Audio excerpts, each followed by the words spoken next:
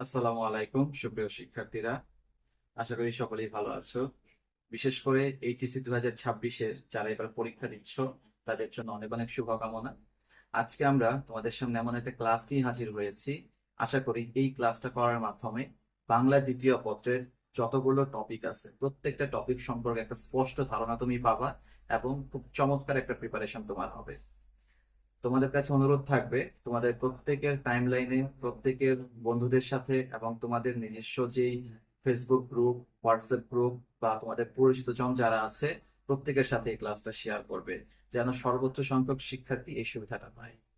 আমরা আজকে যেটা করব, তোমাদের বাংলা দ্বিতীয় পত্রের গ্রামার অংশ এবং নির্মিতি অংশ এই দুইটারই ধরে ধরে ধরে ধরে প্রশ্ন কিভাবে আসে এবং এখান থেকে তুমি কোন টপিকটা অ্যান্সার করলে সব থেকে বেশি নাম্বার পাবা, এবং চেষ্টা করব যেন সর্বোচ্চ নম্বর কমন তুমি আজকের এই ক্লাস থেকে পাও। তো তোমাদের কাছে আবারও রিকোয়েস্ট, তোমরা যারা ক্লাসটা করছো অবশ্যই তোমাদের বন্ধুদের সাথে এবং তোমাদের পরিচিত জনদের যারা এইচএসসি পরীক্ষা দিচ্ছে তাদের সাথে ক্লাসটা শেয়ার করবে। এবং তোমরা বাংলাদেশের কে কোন জায়গা থেকে ক্লাসটাতে জয়েন করেছো অবশ্যই কমেন্ট করে জানাবা। আমরা প্রথমে যেটা করতেছি, তোমাদের এইচএসসি বাংলা দ্বিতীয় পত্রের প্রশ্ন প্যাটার্নটা নিয়ে একটু আলোচনা করব। প্রশ্ন প্যাটার্ন আলোচনার পরে আমরা প্রত্যেকটা টপিক নিয়ে বিস্তারিত আলোচনা শুরু করব। চলো শুরু করি। চলকে পরিচিত হই ব্যাকরণ অংশ থেকে কি কি প্রশ্ন আসে। দেখো, ব্যাকরণ অংশ থেকে তোমাদের 6টা টপিক আসবে, প্রতিটা টপিকের মার্কস হচ্ছে 5। তার মানে ব্যাকরণ অংশ থেকে তোমাকে উত্তর করতে হবে 30 নম্বরের জন্য। প্রথমে যেটা আসছে বাংলা উচ্চারণের নিয়ম। মনে রাখবা প্রত্যেকটা টপিকের তোমার কিন্তু অথবা থাকবে। এখানে যেমনটা বলছে বাংলা উচ্চারণের নিয়মের মধ্যে প্রথম যেটা ব্যাখ্যামূলক প্রশ্ন থাকবে। ব্যাখ্যামূলক প্রশ্নের মধ্যে কি কি আছে? সচরাচর বিভিন্ন সময় যে প্রশ্নগুলো আসে, যেমন ধরো অধ্বনি উচ্চারণের 5টা নিয়ম লেখো উদাহরণ সহ, প ফলা উচ্চারণের, ম ফলা উচ্চারণের, জ ফলা উচ্চারণের। এই যে উচ্চারণের নিয়মগুলো আছে 5টা নিয়ম তুমি লিখে দিলেই হয়ে যাবে। ওকে, এই হচ্ছে একটা। অথবা দিয়ে কি আসবে?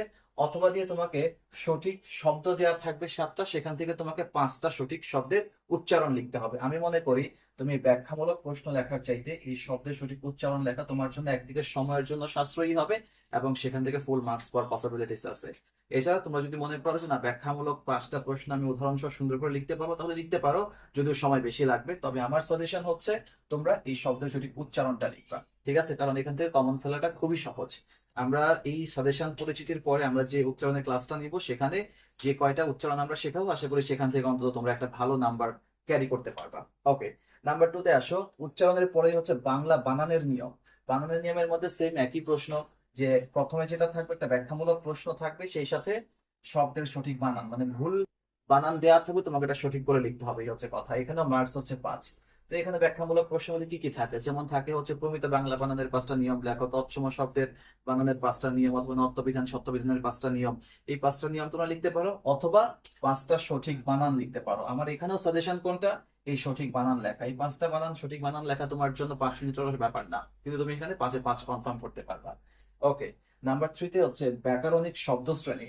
ব্যাকরণিক শব্দশ্রেণীর মধ্যে ক নাম্বারে ব্যাখ্যামূলক প্রশ্ন থাকবে, খ নাম্বারে হচ্ছে 2-3 ক্যাটাগরির প্রশ্ন থাকতে পারে। ব্যাখ্যামূলক প্রশ্নটাকে বলি, তোমাকে এরকম বলতে পারে যে ব্যাকরণিক শব্দশ্রেণী কাকে বলে এবং এর প্রকারভেদ আলোচনা করো উদাহরণ সহ, এই একটা। আবার আসতে পারে যে বিশেষ্য কাকে বলে, প্রকারভেদ আলোচনা করো, এরকম। ব্যাকরণিক শব্দশ্রেণী যে 8 প্রকার আছে, 8 প্রকারের ব্যাখ্যামূলক তোমাকে শিখতে হবে।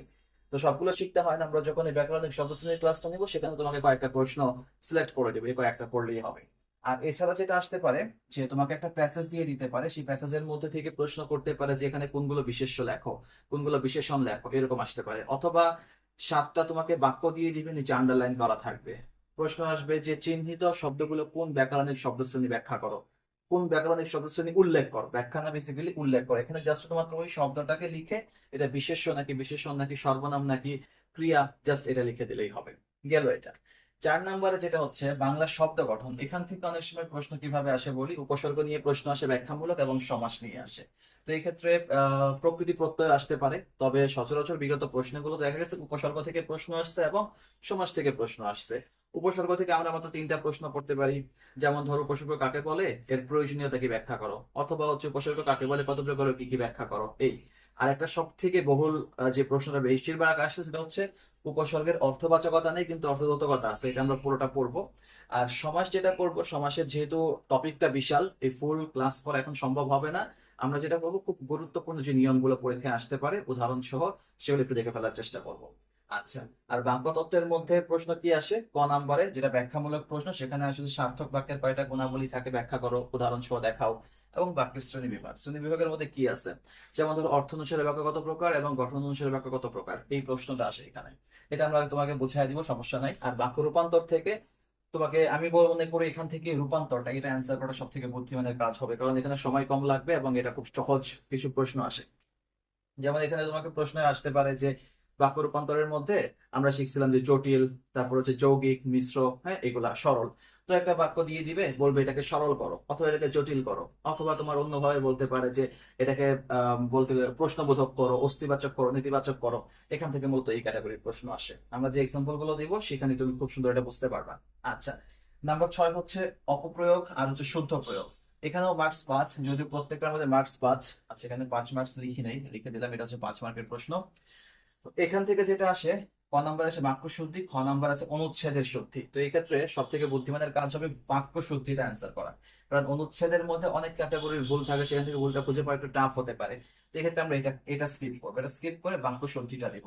এখানে বাক্যের মধ্যে তোমার বেশ কিছু ভুল থাকে, সাধারণত একটা বাক্যের মধ্যে একটা ভুলই থাকে, সেই ভুলটা তোমাকে সঠিক করে লিখতে হবে এই।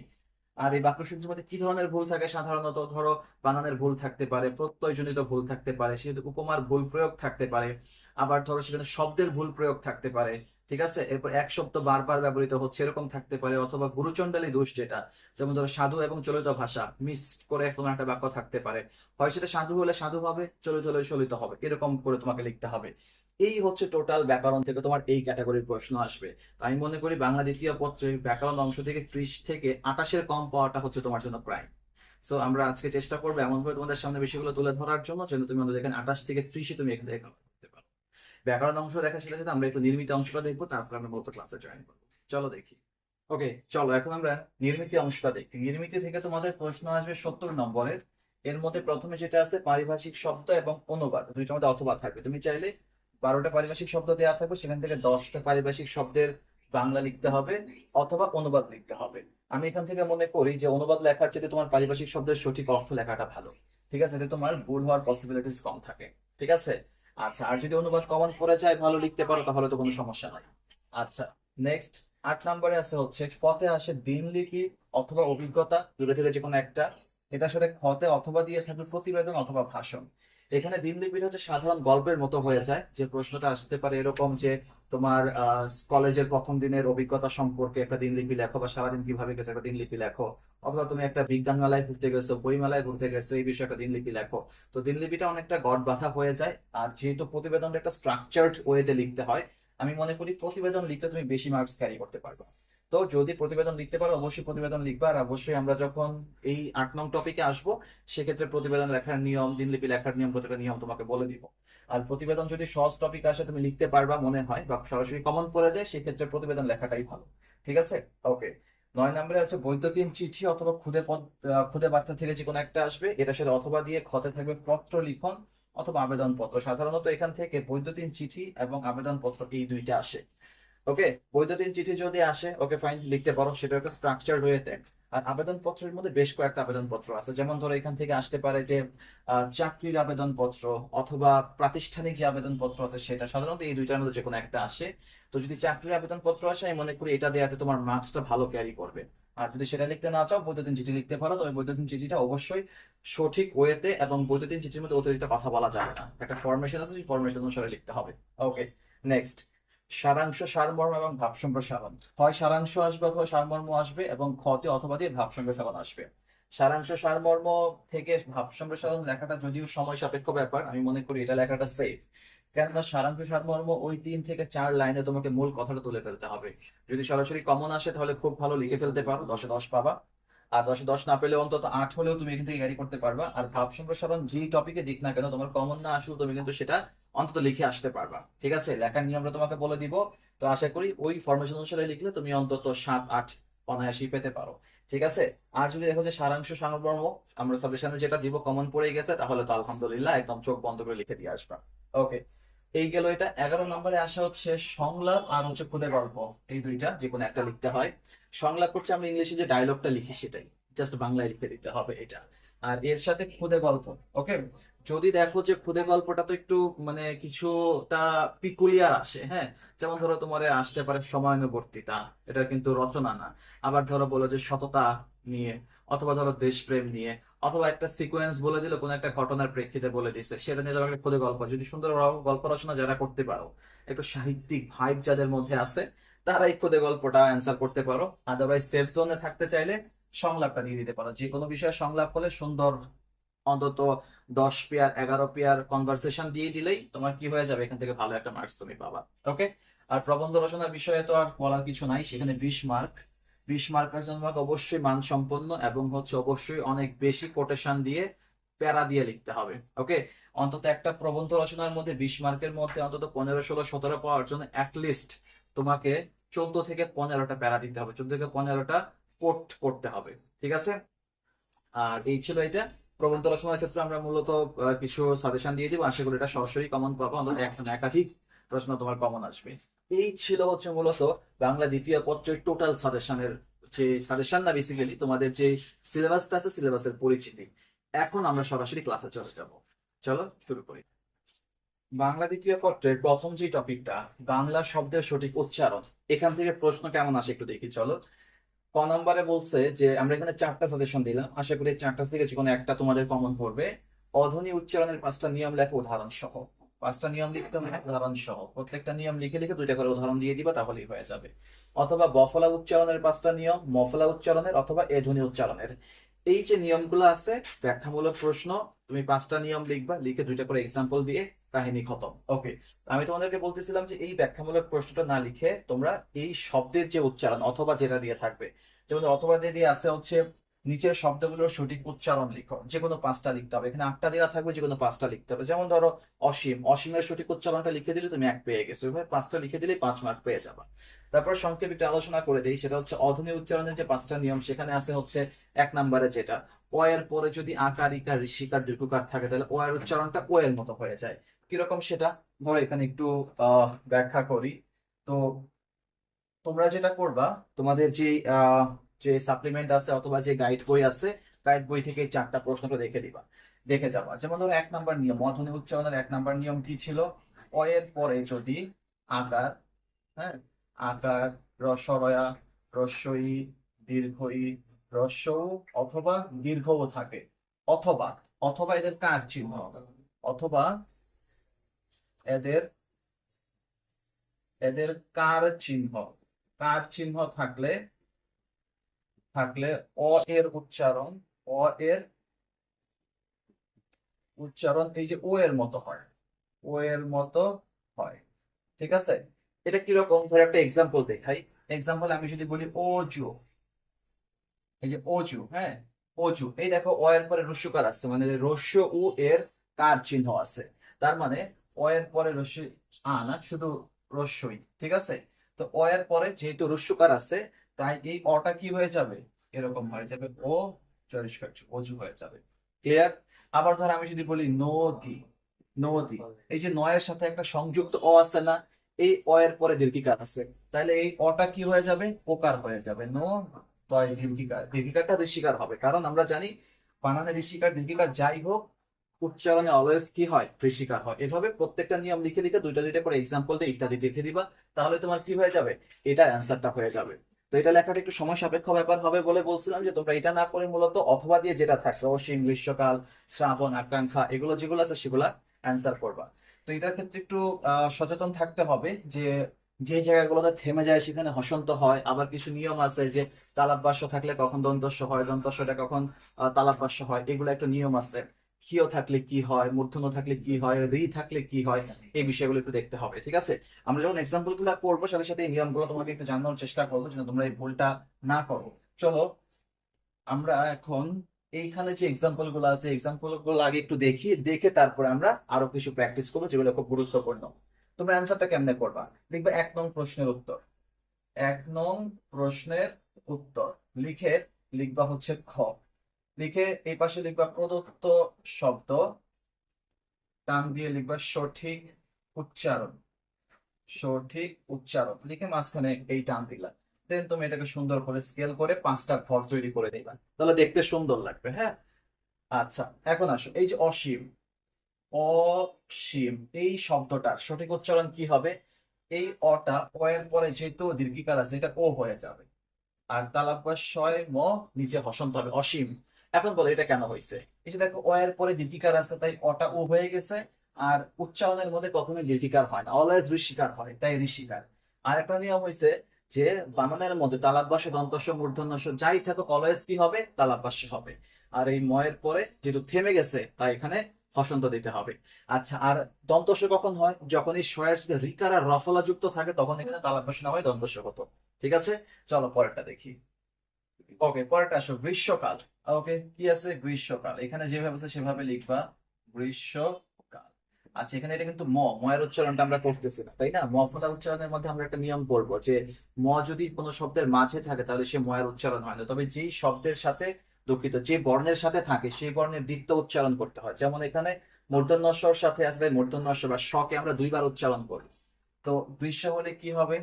খেয়াল করো, গ্রীষ, তারপরে স, গ্রীষ স। দেখো স এর দুইবার উচ্চারণ হলো। আরেকটা বিষয় হচ্ছে যে জায়গাতে ময়ের উচ্চারণ হয় না সেই জায়গায় উচ্চারণের ক্ষেত্রে আমাদের চন্দ্রবিন্দু দিতে হয়, গ্রীষ্ম। ঠিক আছে, এরপরে হচ্ছে কাল, কয়েকার কাল, কাল থেমে গেছে তাই এই লয়ের নিচে হসন্ত দিতে হবে। ঠিক আছে, আচ্ছা শ্রাবণ, শ্রাবণের এখানে লিখি শ্রাবণ। ওকে, নিয়মটা হচ্ছে যদি স এর সাথে রফলা যুক্ত থাকে তাহলে এটা তালব্য না হয় দন্তস্ব হয়ে যায়, তাই আমরা এখানে কি লিখবো? শ্রা, তারপরে বয়কার বো দন্ত ন, থেমে গেছে। এখানে মূর্ধন্যটা কি হয়ে যাবে? দন্তন্য হয়ে যাবে, শ্রাবণ। যেখানে থেমে যাবে নিচে হসন্ত দেওয়া লাগবে। আচ্ছা, আকাঙ্ক্ষা লিখলাম, আ কাং ক্ষীয় আকার, আকাঙ্ক্ষা। আকাঙ্ক্ষাকে উচ্চারণ করলে কি হবে? আ কাং। তখন এই অনুস্বার থাকুক বা উ থাকুক যাই থাকুক উচ্চারণের মধ্যে উ লিখতে হয়, আকাং, তারপরে ক্ষয়াকার খা, আকাঙ্ক্ষা। আচ্ছা, সান্ত্বনা, তাই তো? আচ্ছা, সান্ত্বনা। দেখো এখানে দন্তস্ব আছে, উচ্চারণ তো দন্তস্ব হবে না, কি হবে? তালব্যাস্য হবে। আচ্ছা, একটু বলো তো যে এখানে আমরা তালব্যাস্য দন্তস্ব কেন লিখলাম? কারণ ওই যে রফলা বা রিকার আছে, যে কোনো একটা থাকলে তখন দন্তস্ব লিখতে হয়, আদারওয়াইজ অন্য সকল ক্ষেত্রে তালব্যাস্য হবে। তাহলে শান, তারপর হচ্ছে তয়কার তো, দন্ত নয়কার না, শান্ত না। দেখো শেষে কোনো থেমে যায় নাই, ধ্বনি আছে, তাই না? তাই এখানে আর কোনো হসন্ত হবে না। ওকে, শান্ত না। এরপরে কি? এরপরে হচ্ছে এই পর্যন্ত মুছে দিই।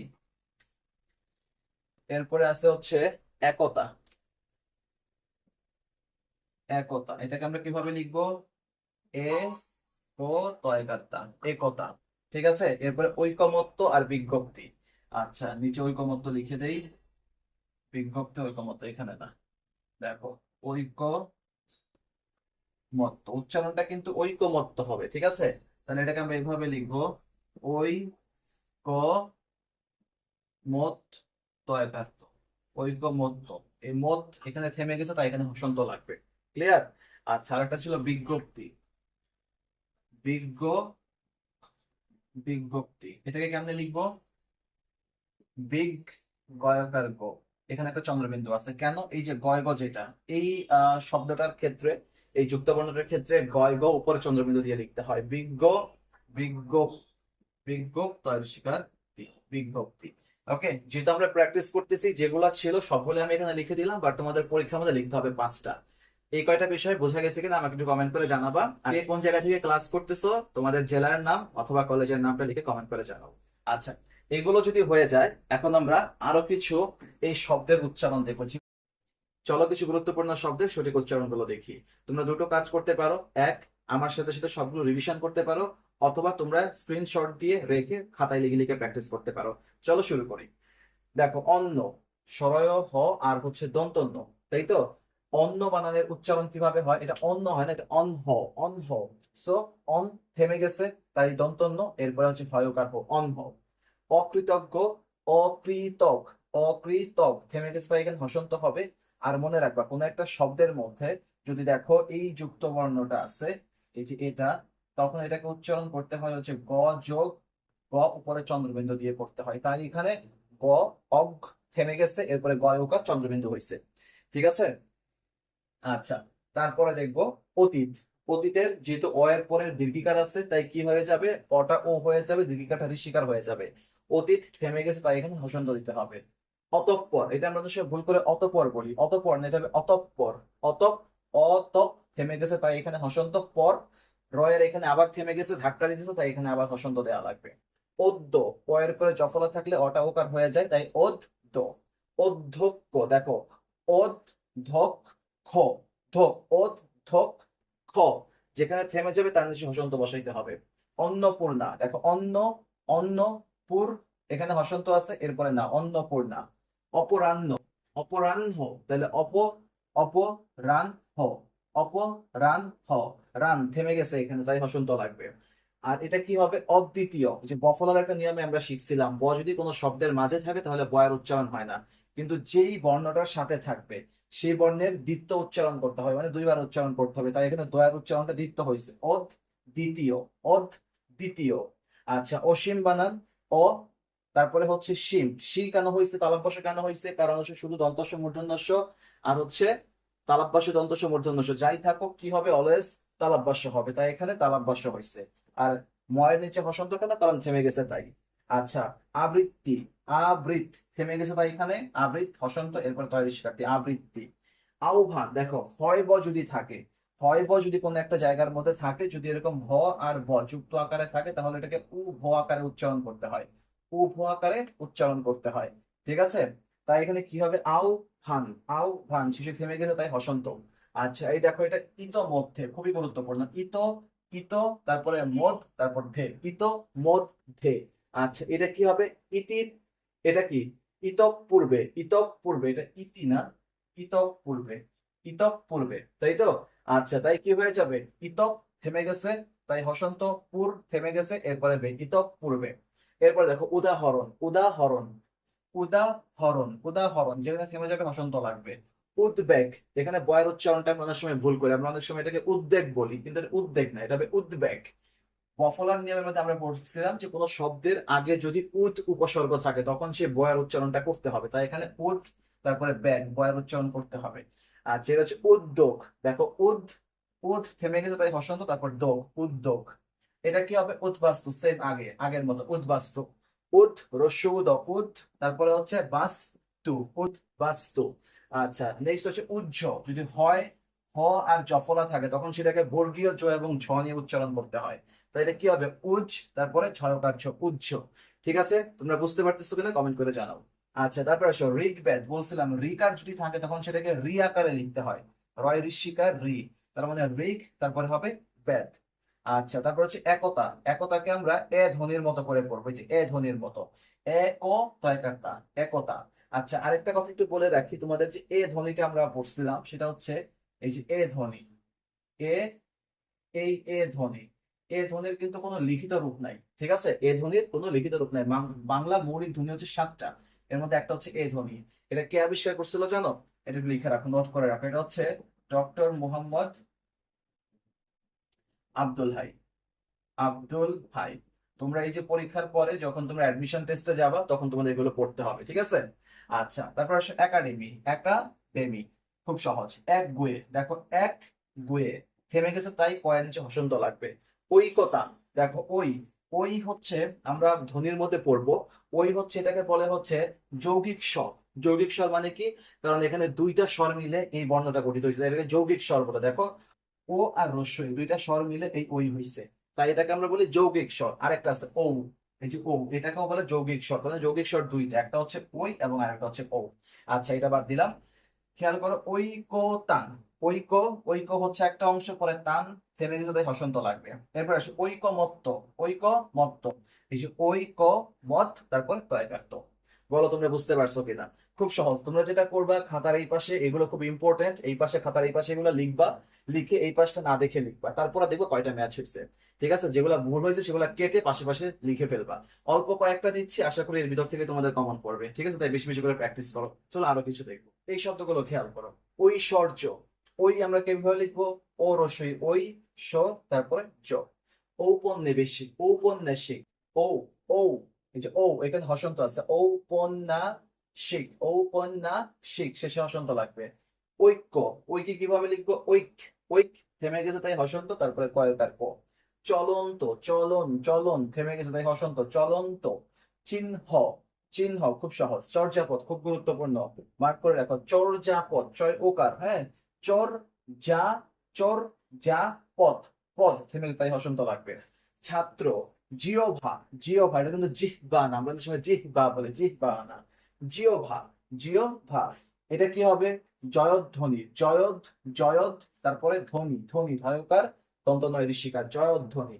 জ্ঞাত, দেখো এই যে এই যুক্ত বর্ণটা জ্ঞ, গয় জফলা আকার, তয়কার তো শেষে চন্দ্রবিন্দু আছে, জ্ঞাত। তত্ত্বাবধান, তত্তা, তৎ, তয় তো, তৎ, তয়কার্তা, তত্ত্বাবধান শেষে হসন্ত লাগবে। দক্ষ, ও এর পরে ক্ষীয় আছে, মানে দ যুক্ত ও এর পরে ক্ষীয়, তাই দক্ষ। দায়িত্ব, দা ইত, তারপরে তয়কার্ত, দায়িত্ব। ঠিক আছে, এরপর দেখো এটা কি দিনবন্ধু নাকি দীনবন্ধু? এটা হবে দিন, দিন তারপরে বন্ধু, দিন বন্ধু। ধন্যবাদ, ধন হসন্ত লাগবে, তারপর ধন্যবাদ শেষে হসন্ত লাগবে। ধার্য, ধার এই যে হসন্ত আছে কিন্তু এখানে, ধার তারপরে জয়কার্য, ধার্য। নদী মাতৃক, নো নয়কার নো, দয় ঋষিকার, নদী মাত, তারপরে ত্রিক।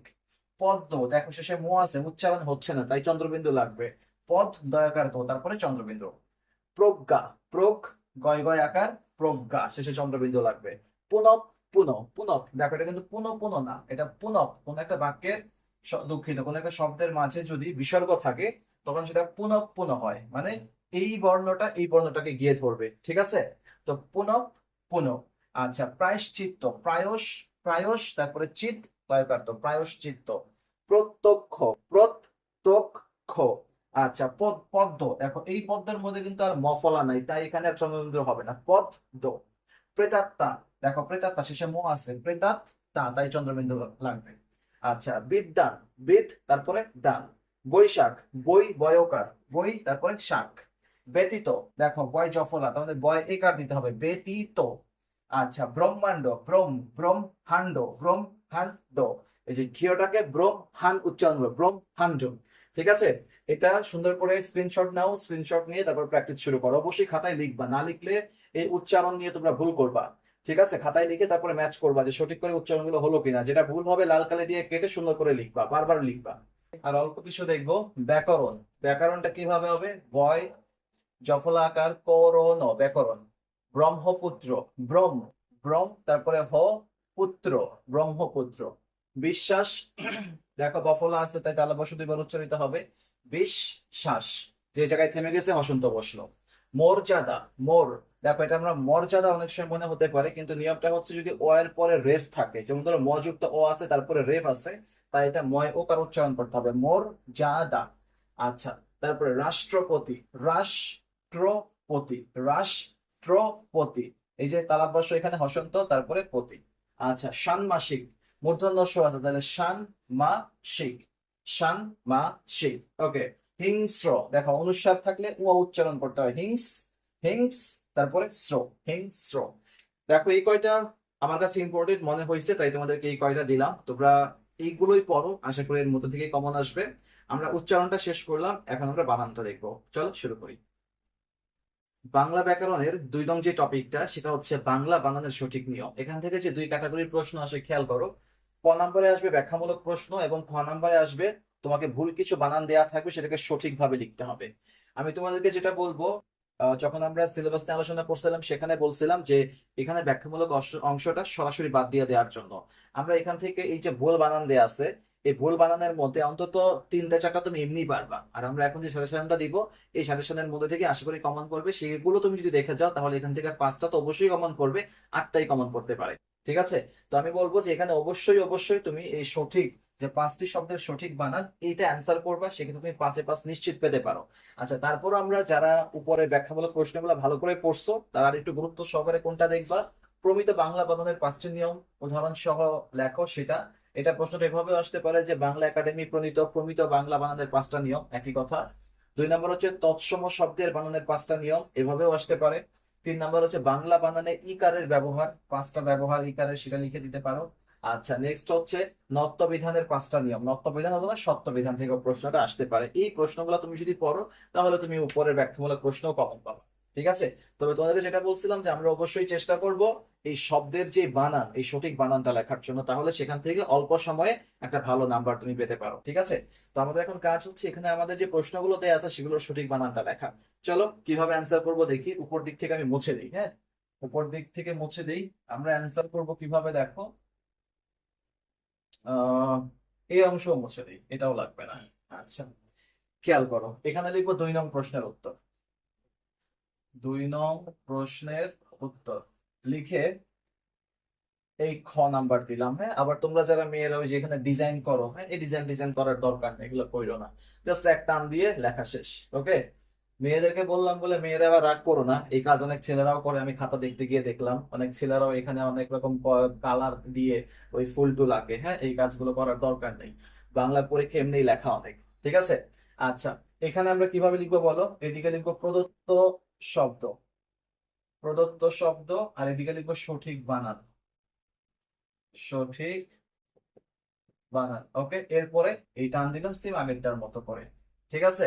দেখো এই পাশে যেভাবে দেয়া আছে আকাঙ্ক্ষা, লিখলাম আকাঙ্ক্ষা। এই বানান তো ভুল, তাই না? সঠিক বানান কি হবে? এই পাশে লিখবা যে আকাঙ্ক্ষা, আকাং, তারপরে হচ্ছে উ, দেন হচ্ছে ক্ষীয় আকার, আকাঙ্ক্ষা। ঠিক আছে, বানানগুলো ভুল করা যাবে না। আচ্ছা, এরপর আসো শান্তনা, শান্ত না। সঠিক বানান কি হবে? শান্ত না। ঠিক আছে, নিচে বয় জফলা আকার, শান্ত না। ওকে, এরপর আসো স্টেডিয়াম, স্টেডিয়াম। তোমরা যারা ব্যাখ্যামূলক প্রশ্নটা পড়ছো সেখানে শব্দবিধানে পড়ছো যে সকল বিদেশি শব্দে কখনো মূর্ধন্যস্ব হয় না, সেখানে কি হয়? দন্তস্ব, দন্তস্ব হয়। এটা কি হবে? স্টে ডি আম। ক্লিয়ার? এটা হচ্ছে শব্দবিধানের নিয়ম। ওকে, নেক্সট হচ্ছে গীতাঞ্জলি, গীতাঞ্জলি মুছে গেছিল, গীতাঞ্জলি দুইটাই দীর্ঘিকার দেয়া ছিল, তাই তো? তার মানে গীতাঞ্জলি, ভুলটাই পাশে লিখবো, সঠিকটাই পাশে লিখবো। গীতাঞ্জলি, লয় ঋষিকারলি। হ্যাঁ, আচ্ছা, এখানে একটা কথা বলে রাখি, ক্লিয়ার করে লিখি, গীতাঞ্জলি। ওকে, সকল অঞ্জলি শেষে যদি অঞ্জলি থাকে তখন সেটা লয় ঋষিকার হয়, অঞ্জলি। যেমন গীতাঞ্জলি শেষে অঞ্জলি আছে, তাই তো? পুষ্পাঞ্জলি, হ্যাঁ, শেষে অঞ্জলি আছে। আবার যদি পদাবলি, বলি আবলি থাকে, পদাবলি, হ্যাঁ, গীতাবলি এরকম যদি থাকে তখন সেটা কি হবে? আবলি, অঞ্জলি যাই থাকুক সবই ঋষিকার হবে।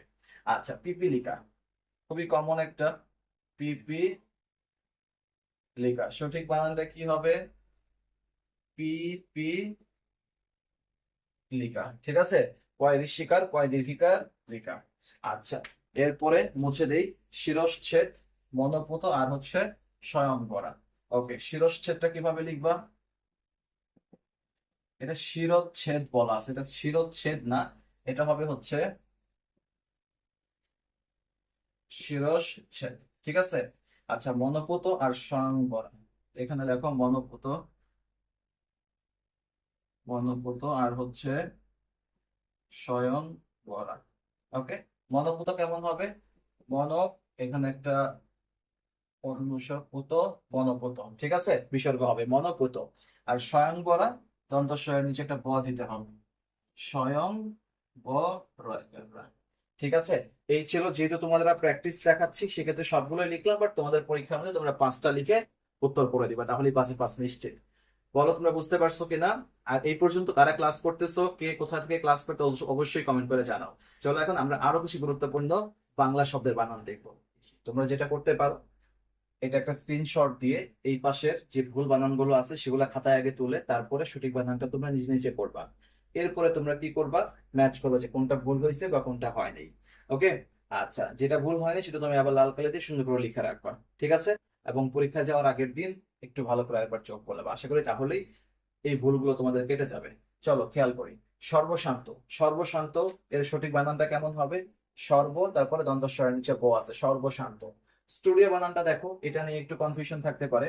স্টুডিওর মধ্যে যেহেতু এটা ইংরেজি শব্দ, অবশ্যই দন্তস্ব হবে, এটা 2 ক্যাটাগরির ভুল থাকতে পারে। যদি এখানে মূর্ধন্য ষ থাকতো আমরা এখানে দন্তস্ব লিখতাম, এই একটা ব্যাপার।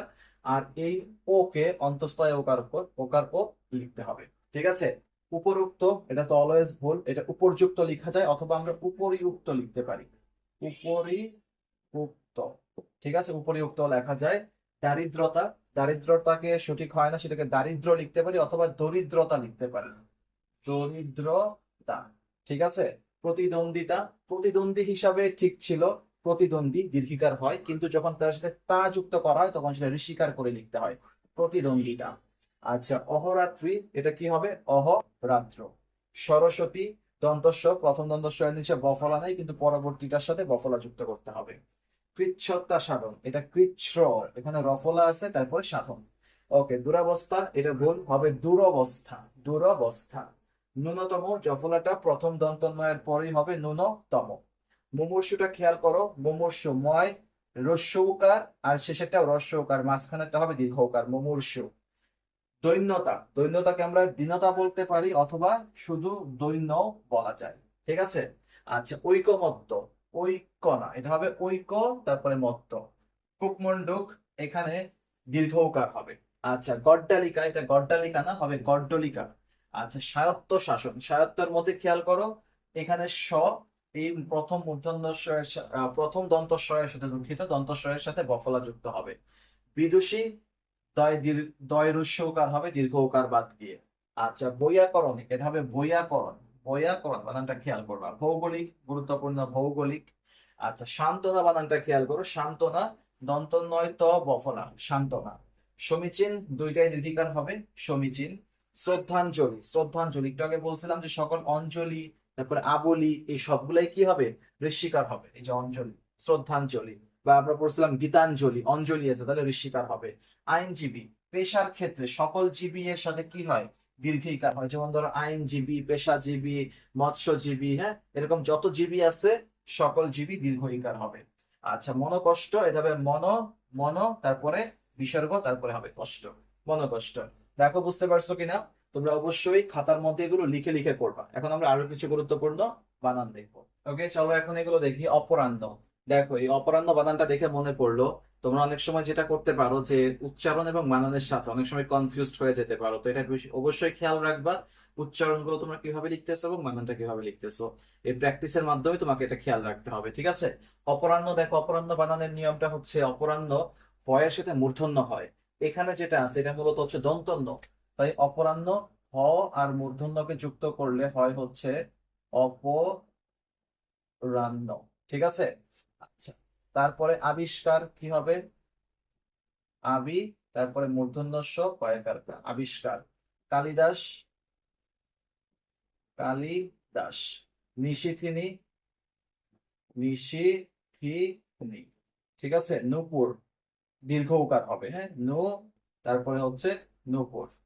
ইতিপূর্বে, দেখো যদি পূর্বে থাকে তাহলে সেটা হয় ইতঃ পূর্বে, কিরকম হবে, ইত দিয়ে বিসর্গ তারপরে হচ্ছে পূর্বে, ক্লিয়ার। আর যদি শেষে মধ্যে থাকে তাহলে এটাকে লিখতে হয় ইত মধ্যে, ইত মধ্যে, এই দুইটা বিষয় খেয়াল রাখবা। আচ্ছা, পানিনিটা কিভাবে লিখবো, পা, এটা মূর্ধন্য তারপরে দন্তন্য, পানিনি। আচ্ছা, পৈতৃক, এটা হবে হচ্ছে পৈতৃক, ঠিক আছে, এটা ঐকার, পৈতৃক। মুহুর্মুহু কেমনে লিখবো, মুহুর্মুহ, সব রস্যকার হবে, মুহুর, এখানে একটা রেফ আছে, মুহুর মোহ। আচ্ছা, ঐকতা, এটা কেমন হবে, ঐক্য না, এটা হবে ঐক, ঐকতা। আচ্ছা, কীর্তিবাস কি হবে, কৃত্তিবাস। আচ্ছা, তারপরে পোস্টমাস্টার, যেহেতু ইংরেজি শব্দ মূর্ধন্য ষ হবে না দন্ত স হবে, কি হবে, পোস্ট তারপরে মাস্টার, দুইটাই হবে দন্তস্ব। পূজ্য টিকা কি হবে, পূজ্য, নিচে একটা বফলা আছে, পূজ্য টিকা। আচ্ছা, ফটোস্টেট, এটা একটা ইংরেজি শব্দ, তাই এখানে কি হবে, দন্তস্ব হবে, ফটো, ফটোস্টেট। আচ্ছা, এখানে হবে দন্তস্ব, জফলা আকার ড, ফটোস্টেট। প্রজ্বলন কি হবে, প্রজ্বলন, ঠিক আছে, নিচে বফলা আছে। উদিচি, ও, দুইটাই দীর্ঘিকার হবে, উদিচি। স্নেহা শেষ, ঠিক আছে। আচ্ছা, তারপরে আসো বিনা পানি, বিনা, মূর্ধন্যয় কার না, বিনা, তারপরে পা, মূর্ধন্যয় ঋষিকার, বিনা পানি। এই ছিল তোমাদের বানান থেকে খুবই গুরুত্বপূর্ণ কিছু সঠিক শব্দের বানান। আশা করি তোমরা সকলে বুঝতে পারছো। তোমরা এরপরও যদি তোমাদের আরো একটু প্র্যাকটিস করার ইচ্ছে করে তাহলে তোমরা যেটা করতে পারো, সকল বোর্ডের 2025 এবং 24 সালের প্রশ্নগুলো তোমরা সলভ করতে পারো, তাহলে আশা করি সবগুলো প্রশ্নই তোমাদের কমন আসবে, ঠিক আছে। আমরা 1 নং এবং 2 নং উচ্চারণ এবং বানান এই দুটো টপিক শেষ করছি। এর পরবর্তীতে আমরা ব্যাকরণিক শব্দ শ্রেণী থেকে যে তোমাদের প্রশ্নগুলো আসে সেগুলো সমাধান করব। আর তোমরা কে কোথা থেকে ক্লাস করতেছো অবশ্যই কমেন্ট করে জানাও। চলো এখন 3 নম্বর টপিক শুরু করি। তোমাদের তৃতীয় টপিক হচ্ছে ব্যাকরণিক শব্দশ্রেণী। ব্যাকরণিক শব্দশ্রেণী থেকে ব্যাখ্যামূলক প্রশ্ন কি আসে দেখি। ব্যাকরণিক শব্দশ্রেণী কাকে বলে, কত প্রকার ও কি কি, উদাহরণ সহ লেখো। এই ব্যাকরণিক শব্দশ্রেণীটা আসলে কি বলো তো তোমরা? আমরা ইংলিশে পার্টস অফ স্পিচ পড়ছি না, বাংলায় সেটা হচ্ছে ব্যাকরণিক শব্দশ্রেণী।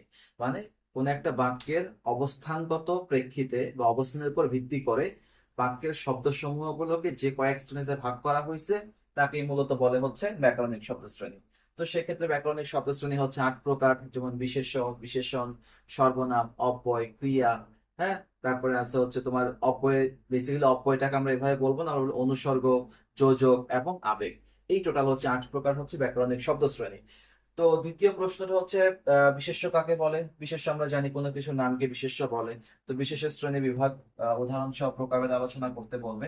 এই থার্ড কোশ্চেন হচ্ছে ক্রিয়াপদের শ্রেণী বিভাগ লিখো উদাহরণ সহ। ওকে, ক্রিয়াপদ কয় প্রকার সেটা শ্রেণী বিভাগ উদাহরণ সহ লিখতে হবে।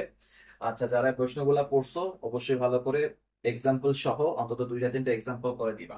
আচ্ছা, আবেগ শব্দ কাকে বলে, উদাহরণ সহ প্রকারভেদ লিখো। এই হচ্ছে টোটাল 1 2 3 4। এখান থেকে সব থেকে গুরুত্বপূর্ণ হচ্ছে ব্যাকরণিক শব্দশ্রেণী কাকে বলে এবং হচ্ছে ক্রিয়াপদ। কোথায় ক্রিয়াপদ? এই যে ক্রিয়াপদের শ্রেণী বিভাগ। আবেগ শব্দটাও পড়তে পারো। এই হচ্ছে টোটাল এই কয়েকটা প্রশ্ন তোমাদের সকলের জন্য, যারা ব্যাখ্যামূলক প্রশ্নটা দিবা। তবে আমার সাজেশন হচ্ছে এই প্রশ্নটা অ্যাভয়েড করে তোমরা এটা অ্যান্সার করবা, কারণ এখান থেকে যে আন্ডারলাইন করা থাকবে এটা 2 ক্যাটাগরির আসে। এভাবে এক একটা লাইন দিয়ে দিবে, আন্ডারলাইন করা থাকতে পারে, বলবে যে এই আন্ডারলাইন করা অংশটা কোন ব্যাকরণের শব্দশ্রেণী সেটা লেখো, অথবা কোন একটা প্যাসেজ দিয়ে দিবে, বলবে এই প্যাসেজের ভেতর থেকে বিশেষণগুলো লেখো, অথবা ক্রিয়াগুলো লেখো এরকম, বা আবেগ শব্দগুলো লেখো, অথবা সর্বনামগুলো লেখো এরকম। অথবা সরাসরি বলতে পারো ওই প্যাসেজের ভেতরেই আন্ডারলাইন করা থাকবে, সেখান থেকে বলবে যে আন্ডারলাইন অংশগুলো কোন ব্যাকরণের শব্দশ্রেণী উল্লেখ করো। আমরা সবগুলো প্র্যাকটিসই করবো।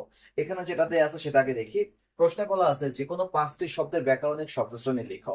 1 নাম্বার বলছে পায়ে হাঁটা পথ ধরে সোজা এগিয়ে চললাম। অ্যান্সারটা কিভাবে করবো আমরা একটু দেখি। চলো উপরের অংশটুকু মুছে দেই। ব্যাখ্যামূলক প্রশ্নগুলো তোমাদেরকে আমি বারবার বলতেছি অ্যাভয়েড করার জন্য, কারণ তোমাদের এখানে সময় বেশি লাগবে। এক, দ্বিতীয়ত হচ্ছে এখানে মার্কস অন্তত হাফ মার্কস অথবা 1 মার্কস কমও পেতে পারো, বা এক্সাম্পল 2-1টা কম হলে, বা এক্সাম্পলে কখনো ভুল এক্সাম্পল চলে আসলে মার্কস কেটে যাবে। কিন্তু তুমি যদি এই আনসার গুলো করো, এখান থেকে মার্কস কাটার কোনো অপশন নেই। 5টা দেওয়া দিতে হবে, 5টার মধ্যে যদি 5টাই দিয়ে দাও 5-এ 5 কনফার্ম। ঠিক আছে, তাই আমি আমি বলবো যে তোমরা এই যে গ্রামাটিক্যাল অংশটুকু সেগুলো অ্যান্সার করবা। ক্লিয়ার? ওকে, আসুন উল্লেখ করবো কি 3 নং প্রশ্নের উত্তর।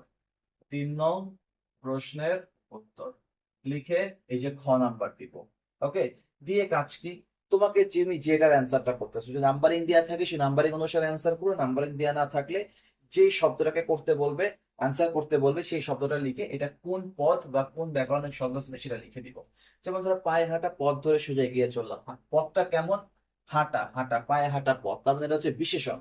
সো আমরা এটাকে এভাবে লিখবো যে 1 দিয়ে যেহেতু নাম্বারিং করা আছে এখানে উল্লেখ করলাম হাঁটা। হাঁটা লিখে অ্যান্সার করব হচ্ছে বিশেষণ। ওকে, কেমন দ্বারা প্রশ্ন করলে মূলত যা উত্তর পাওয়া যায় সেই উত্তরটাকে বলা যায় বিশেষণ। আচ্ছা, নাম্বার দেখো, দারুণ সুন্দর দেখতে। দেখতে কেমন? সুন্দর, তার মানে এটাও হচ্ছে কি? এটাও হচ্ছে বিশেষণ। সো এখানে লিখবো হচ্ছে বিশেষণ। ওকে, আচ্ছা নাম্বার 3-তে আসো। 3-তে বলছে সুখের লাগিয়া এ ঘর বাঁধিল। লাগিয়াটা কি বলতো? লাগিয়া হচ্ছে অনুসর্গ, প্রিপোজিশন। ওকে, তার মানে আমরা এখানে উল্লেখ করব হচ্ছে লাগিয়া। লাগিয়া লিখে লিখবো হচ্ছে অনুসর্গ। অনুসর্গ ইংলিশে যেটাকে আমরা প্রিপোজিশন বলি, বাংলায় সেটা হচ্ছে অনুসর্গ। 4 নম্বরে আছো বুঝিয়াছিলাম। দেখো বুঝতে পারা, এটা একটা ক্রিয়া। সো এটাকে আমরা উল্লেখ করব ক্রিয়া। কি লিখবো? বুঝিয়া ছিলাম। বুঝিয়াছিলাম লিখে লিখবো হচ্ছে ক্রিয়া। আচ্ছা, নিচের অংশটুকু একটু মুছে দেই। আহ বুঝিয়াছিলাম এই পর্যন্ত কমপ্লিট। 4, এরপর আসো 5। 5-এ হচ্ছে সবাই। সবাই হচ্ছে প্রনাউন, তার মানে এটাকে আমরা বলবো সর্বনাম। ওকে, বিশেষের পরিবর্তে যেটা বসে সেটা হচ্ছে সর্বনাম, ইংলিশে আমরা বলি এটা প্রনাউন। আচ্ছা, বিপদ কখনো একা আসে না। বিপদ এখানে 6 নম্বর হচ্ছে বিপদ। বিপদ এটা হচ্ছে বিশেষ্য। ওকে, বিশেষ্য কি একা আসে না, কি বা কাকে দ্বারা প্রশ্ন করে যে উত্তর পাওয়া যায় তাকে বিশেষ্য বলে। সো এখানে বিপদ হচ্ছে বিশেষ্য। সাথে আসো বেশ তাই হবে, এখানে একটা কমা ছিল, বেশ তাই হবে। বেশ, তার মানে এই ধরনের এই শব্দগুলোকে বলা হচ্ছে আবেগ শব্দ। ইংলিশে আমরা যেটা বলে থাকি যে হুররে, এলাস, হ্যাঁ, বা ব্রাভো, এরকম। ঠিক আছে? তো এই শব্দগুলো যদি বাংলায় থাকে তো সেগুলোকে আমরা বলবো হচ্ছে আবেগ শব্দ। তাহলে বেশ মানে কি? বেশ মানে হচ্ছে আবেগ। আবেগ, আবেগ শব্দ। আচ্ছা, কাজটা ভালোভাবে সম্পন্ন হলো, ভালোভাবে তার মানে ভালোভাবে কেমন করে সম্পন্ন হয়েছে? ক্রিয়াকে মডিফাই করতেছে, তার মানে যেই শব্দটা ক্রিয়াকে আহ বিশেষায়িত করে তাকে বলে যে ক্রিয়া বিশেষণ। সো এটাকে আমরা বলবো ভালোভাবে। ভালোভাবে মানে হচ্ছে ক্রিয়া, ক্রিয়া বিশেষণ, ক্রিয়া বিশেষণ। তোমরা একটু কমেন্ট করে জানাও যে আমরা যে বিষয়গুলো নিয়ে আলোচনা করতেছি তোমরা সকলেই বুঝতে পারতেছো কিনা। ঠিক আছে? আর বেশি বেশি করে তোমাদের বন্ধুদের সাথে, তোমাদের ফ্রেন্ডরা যারা এবার এইচএসসি পরীক্ষা দিচ্ছে তাদের সাথে বেশি বেশি করে শেয়ার করো। ঠিক আছে? তোদের টাইম লাইনে সেভ করে রাখো যেন অন্য সকলেই এই ক্লাসগুলো করতে পারে। চলো এখন আমরা আরো কিছু প্র্যাকটিস করব। এখন যে এক্সাম্পল গুলো আছে সেগুলো খেয়াল করি। প্রথমে বলা আছে সোনার তরী বিখ্যাত কাব্যগ্রন্থ। এখানে সোনার তরী, এই যে শব্দটা, এটা কোন ব্যাকরণিক শব্দশ্রেণী সেটা লিখতে হবে। তো আমরা যখন উত্তর করব 3 নং প্রশ্ন উত্তর লিখে ধরো আমাকে এখানে সমাধান শুরু করতেছি। সো 1 নাম্বার দিয়ে লিখবো সোনার তরী, সোনার তরী। ওকে, লিখে এটা কি সোনার তরী যেহেতু বিশেষের জায়গায় আছে, কি বিখ্যাত কাব্যগ্রন্থ যেমনটা বলছিলাম, কি বা কাকে দ্বারা প্রশ্ন করে যে উত্তর পাওয়া যায় সেটা হচ্ছে বিশেষ্য। সোনার তরী হচ্ছে একটা বিশেষ্য, সো আমরা এখানে লিখবো বিশেষ্য। আচ্ছা, নাম্বার 2, সাদা কাপড় পরলেই মন সাদা হয় না। সাদা কাপড় পরলেই মন সাদা হয় না। কেমন কাপড়? সাদা কাপড়, তাই না? কাপড়টা কেমন? সাদা কাপড়। এক্ষেত্রে 2 নাম্বারের উত্তর হবে কি? লিখবো সাদা কাপড়, সাদা কাপড় লিখে লিখবো হচ্ছে বিশেষণ, বিশেষণ। ওকে, তারা আজ ধরা পড়ে নুরুল হুদার নাম বলেছে। কোনো কিছু বলা, বলা হচ্ছে একটা কাজ বা ক্রিয়া। তো আমরা 3 নাম্বার দিয়ে লিখবো কি? বলেছে, বলেছে মানে হচ্ছে ক্রিয়া। ঠিক আছে? নাম্বার 4, ওহ কি যন্ত্রণা। ওকে, তার মানে এখানে উল্লেখ করব ও, ও এটা হচ্ছে একটা আবেগ শব্দ, তাই না? সো এখানে উত্তর লিখে দিলাম আবেগ, আবেগ। আচ্ছা, তারপরে দেয়ালের উপর চঞ্চল ছায়া প্রেমবধ নাচিতেছে। নাচিতেছে মানে কাজ, সো নাচিতেছে একটা ক্রিয়াপদ। সো এখানে আমরা 5 নাম্বার লিখবো নাচিতেছে, এটা হচ্ছে ক্রিয়া। আচ্ছা, নেক্সট, ধনী মানুষ আইনের ঊর্ধ্বে নয়। কোন মানুষ? ধনী মানুষ। যেহেতু শুধু মানুষের কথা বলতেছে সো এটা হচ্ছে বিশেষ্য, এটা হচ্ছে মানুষ। মানুষ একটা নাউন ফর্ম, সো এটাকে লিখবো আমরা বিশেষ। ওকে, নেক্সট, ওহে বন্ধু। ওহে, ওহে হচ্ছে একটা আবেগ শব্দ। ঠিক আছে? কাউকে সম্বোধন যদি কোনো কিছু দিয়ে করে তাহলে সেটাকে বলা হচ্ছে আবেগ। So, ওহে হচ্ছে আবেগ, আবেগ। নেক্সট, দুমাথায় দুজন প্রৌঢ়া বিধবা লগি ঠেলছে। কারা ঠেলছে? প্রৌঢ়া বিধবা, তার মানে এটা হচ্ছে বিশেষ্য। আমরা এখানে উল্লেখ করব প্রৌঢ়া বিধবা, এটা হচ্ছে বিশেষ্য। ঠিক আছে? তোমরা বুঝতে পারতেছো কিনা একটু কমেন্ট করে জানাও। ওকে, চলো আরো কিছু প্রশ্ন সমাধান করি।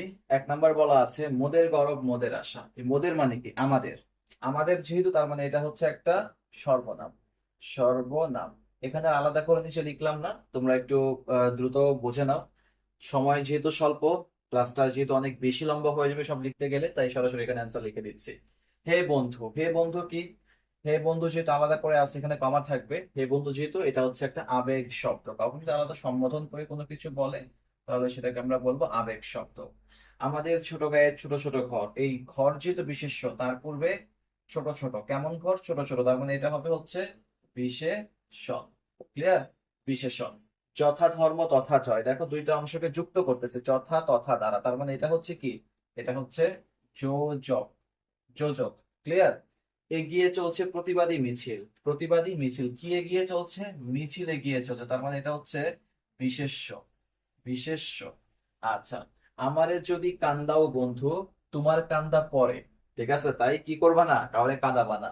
সো পরে, পরে হচ্ছে অনুসর্গ, তাই তো? পরে মানে হচ্ছে অনুসর্গ, প্রিপোজিশন, অনুসর্গ। আচ্ছা, নেক্সট, তুমি যে আমার কবিতা। আহারে কি প্রেম দেখছো? তো তুমি এটা হচ্ছে কি? সর্বনাম পদ, এটা হচ্ছে সর্বনাম, এই পাশে লিখি, এটা হচ্ছে সর্বনাম পদ। প্রগাঢ় নিকুঞ্জ, নিকুঞ্জ, নিকুঞ্জটা কেমন? প্রগাঢ়, তার মানে এটা হচ্ছে বিশেষ্যকে মডিফাই করতেছে বা বিশেষ্যকে অতিরিক্ত তথ্য প্রদান করতেছে। এটা হচ্ছে কি হবে? এটা হবে বিশেষণ। ক্লিয়ার? আচ্ছা, মাথার উপরে জ্বলছে সূর্য, উপরে, উপরে হচ্ছে একটা প্রিপোজিশন, তার মানে এটা হবে কি, এটা অনুসর্গ। অনুসর্গ, বলো বুঝতে পারতেছো কিনা? সুখ কে না চায়, সুখ কে না চায়, তার মানে সুখ এখানে বিশেষের জায়গায় বসলো, তাই তো? মানে এটা হবে বিশেষ্য, বিশেষ্য, বিশেষ্য। আচ্ছা, স্নান আলোকে ফুটলি ফুল কেন গোলক চাপার? আচ্ছা, স্নান আলোকে ফুটলি কেন গোলক চাপার ফুল। আচ্ছা, আলোকে, কেমন আলোকে?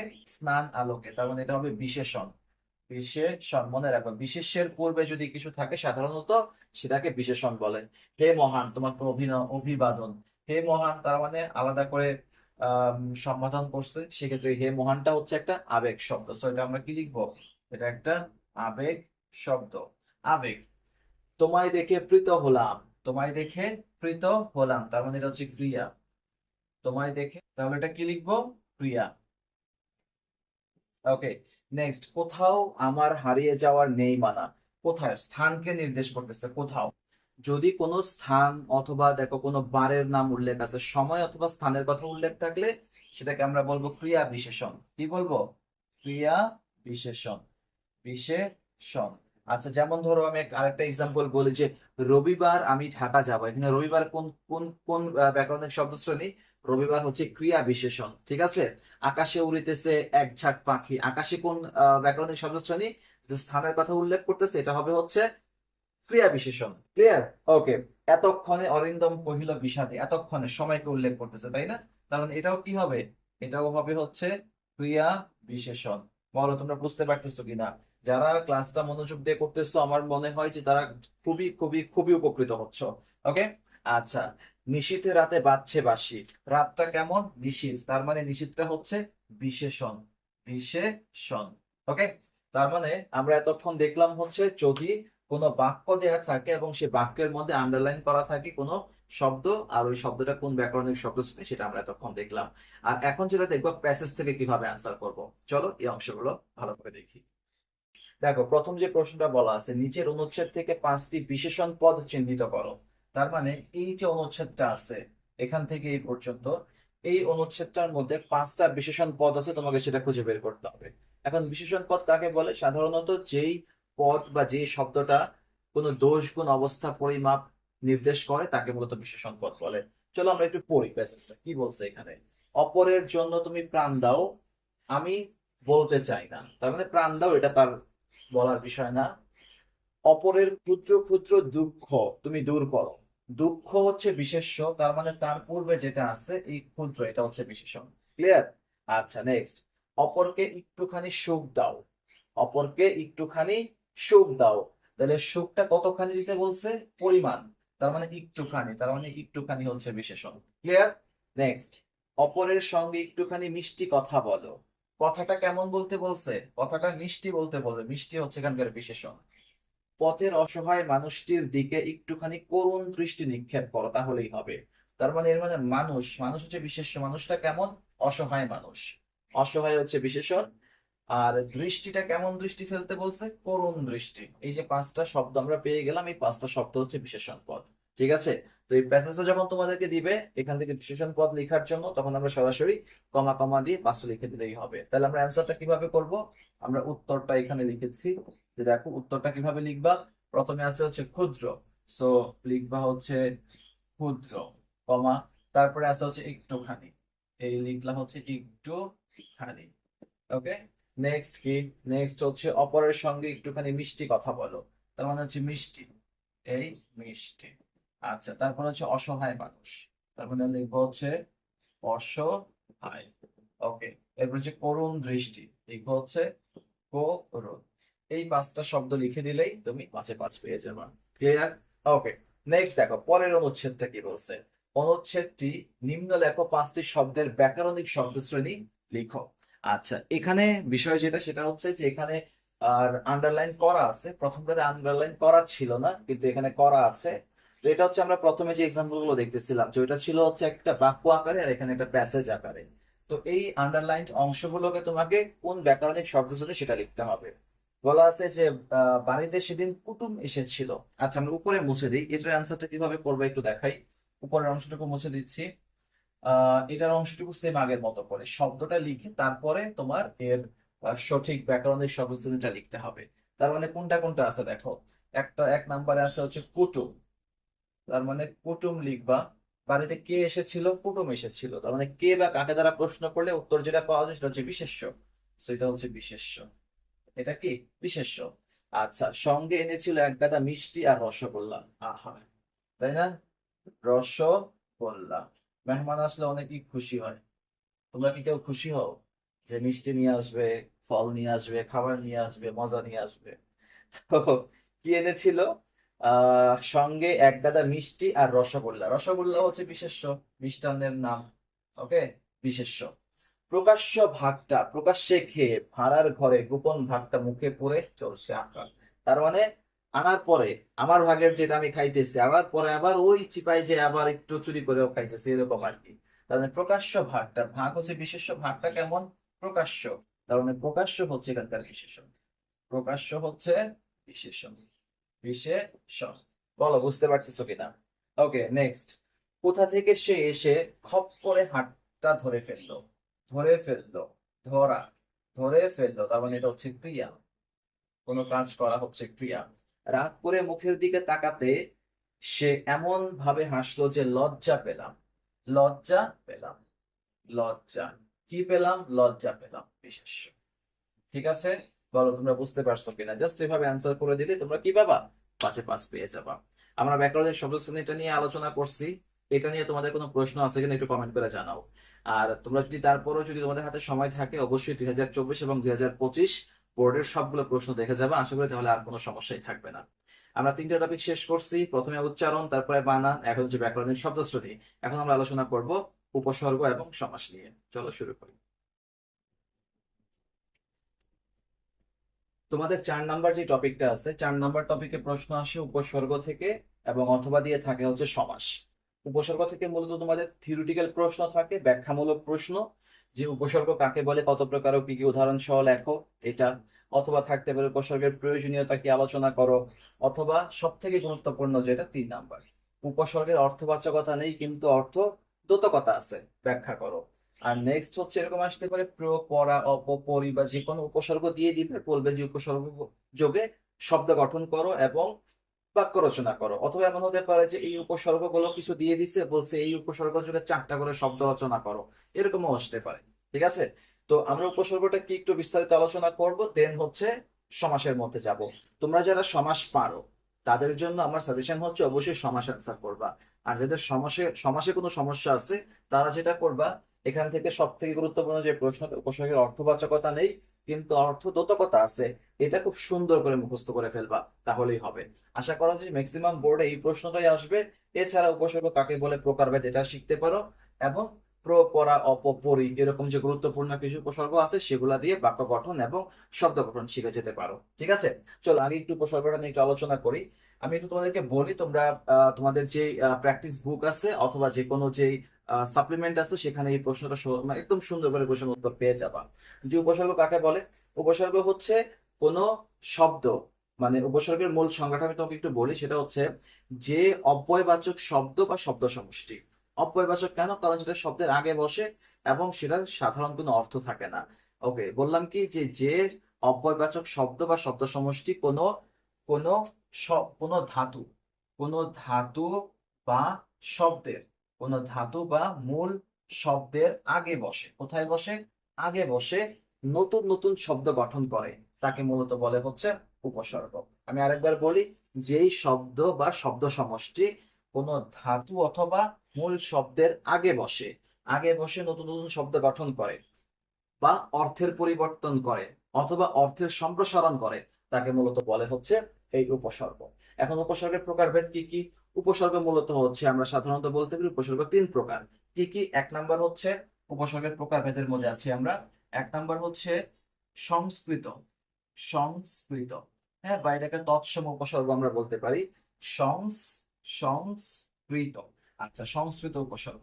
সংস্কৃত উপসর্গ কয়টা লিখবা, যে সংস্কৃত ভাষা থেকে যেসব উপসর্গ বাংলা ভাষায় আসছে সেগুলোকে সংস্কৃত উপসর্গ বলে, সেগুলো হচ্ছে 20টা।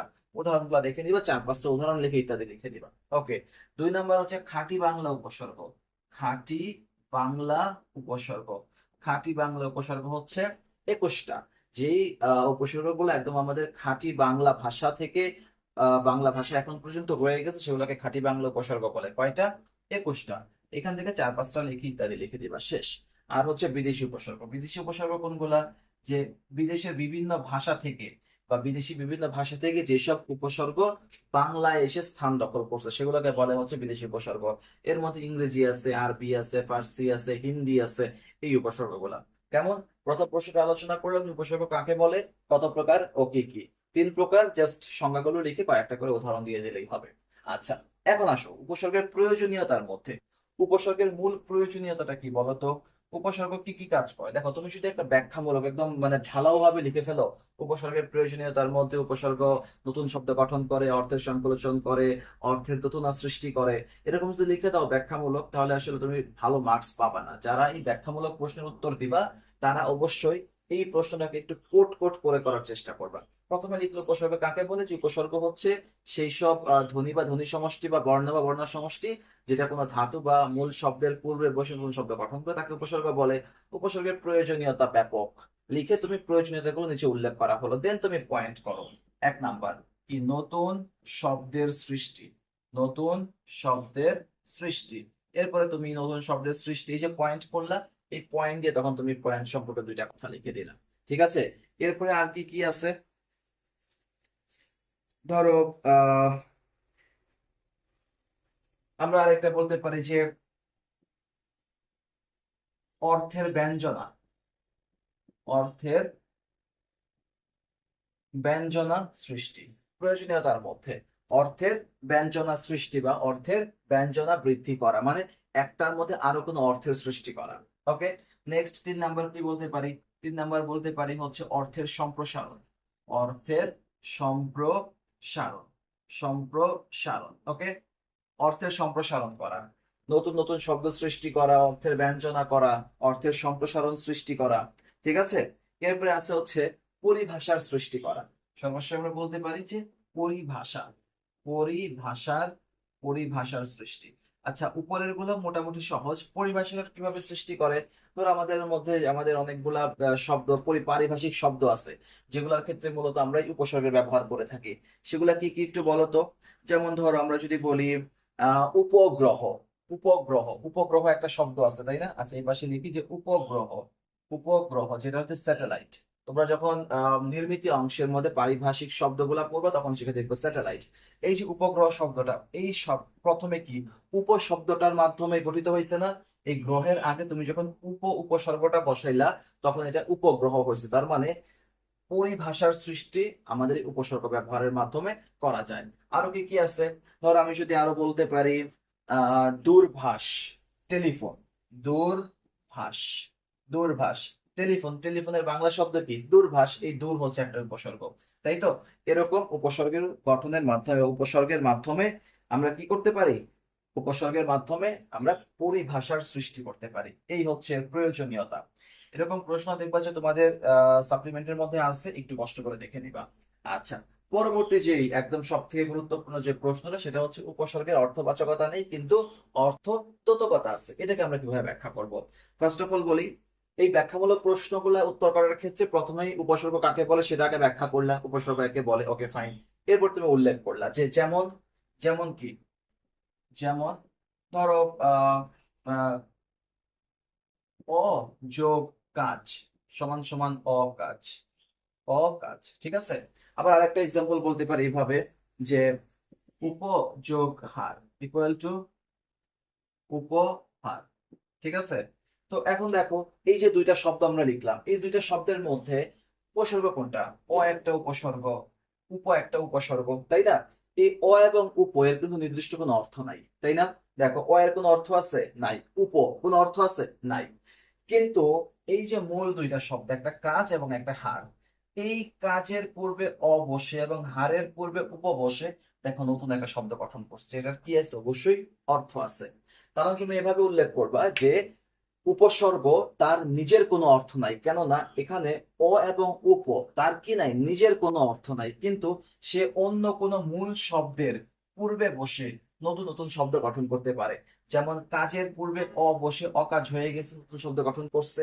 আবার হারের পূর্বে উপ বসে উপহার, নতুন শব্দ গঠন করছে। দ্যাট মিনস উপসর্গের নিজের কোনো অর্থ নাই, এটাকে বলে হচ্ছে উপসর্গের অর্থবাচকতা নাই।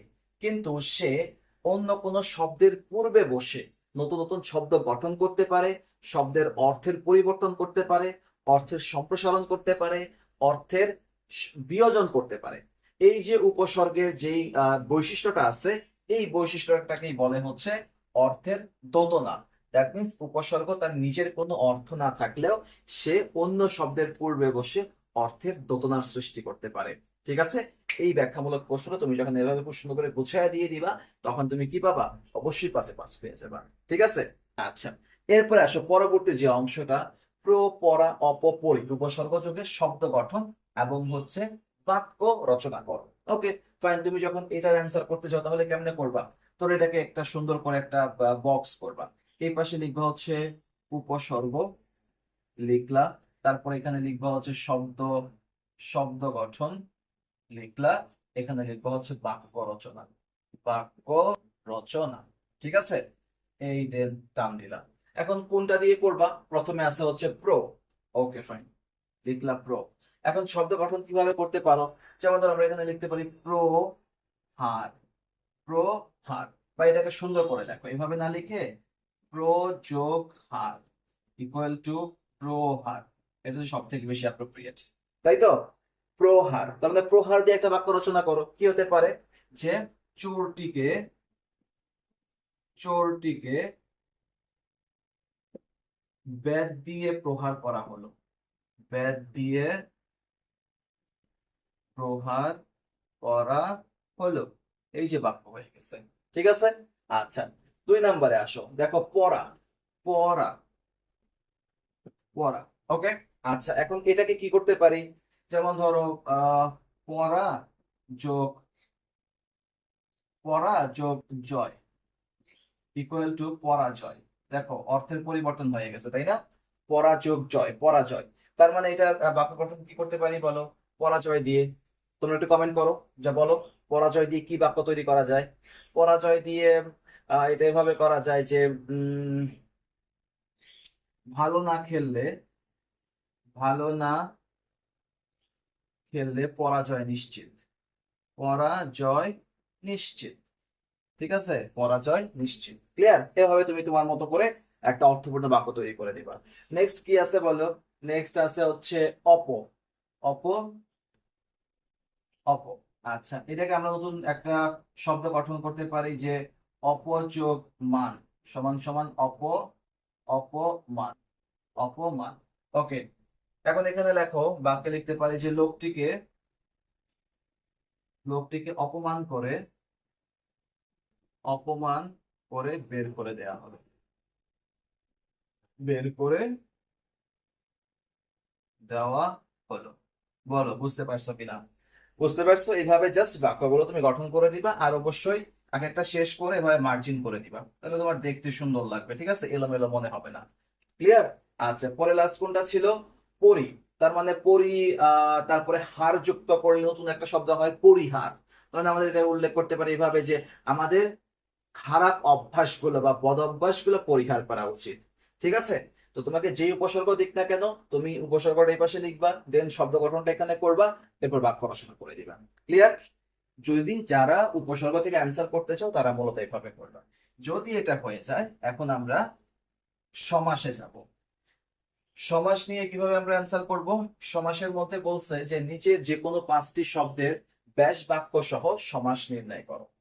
সমাস নির্ণয় করতে হবে আমার, খুব ভালো কথা। সমাসের মধ্যে তুমি কোন সমাস সেটা তো লিখতে হবেই, সেই সাথে এটার ব্যাস বাক্য লিখতে হবে। ঠিক আছে, আচ্ছা চলো শুরু করি। কিভাবে অ্যান্সার করব?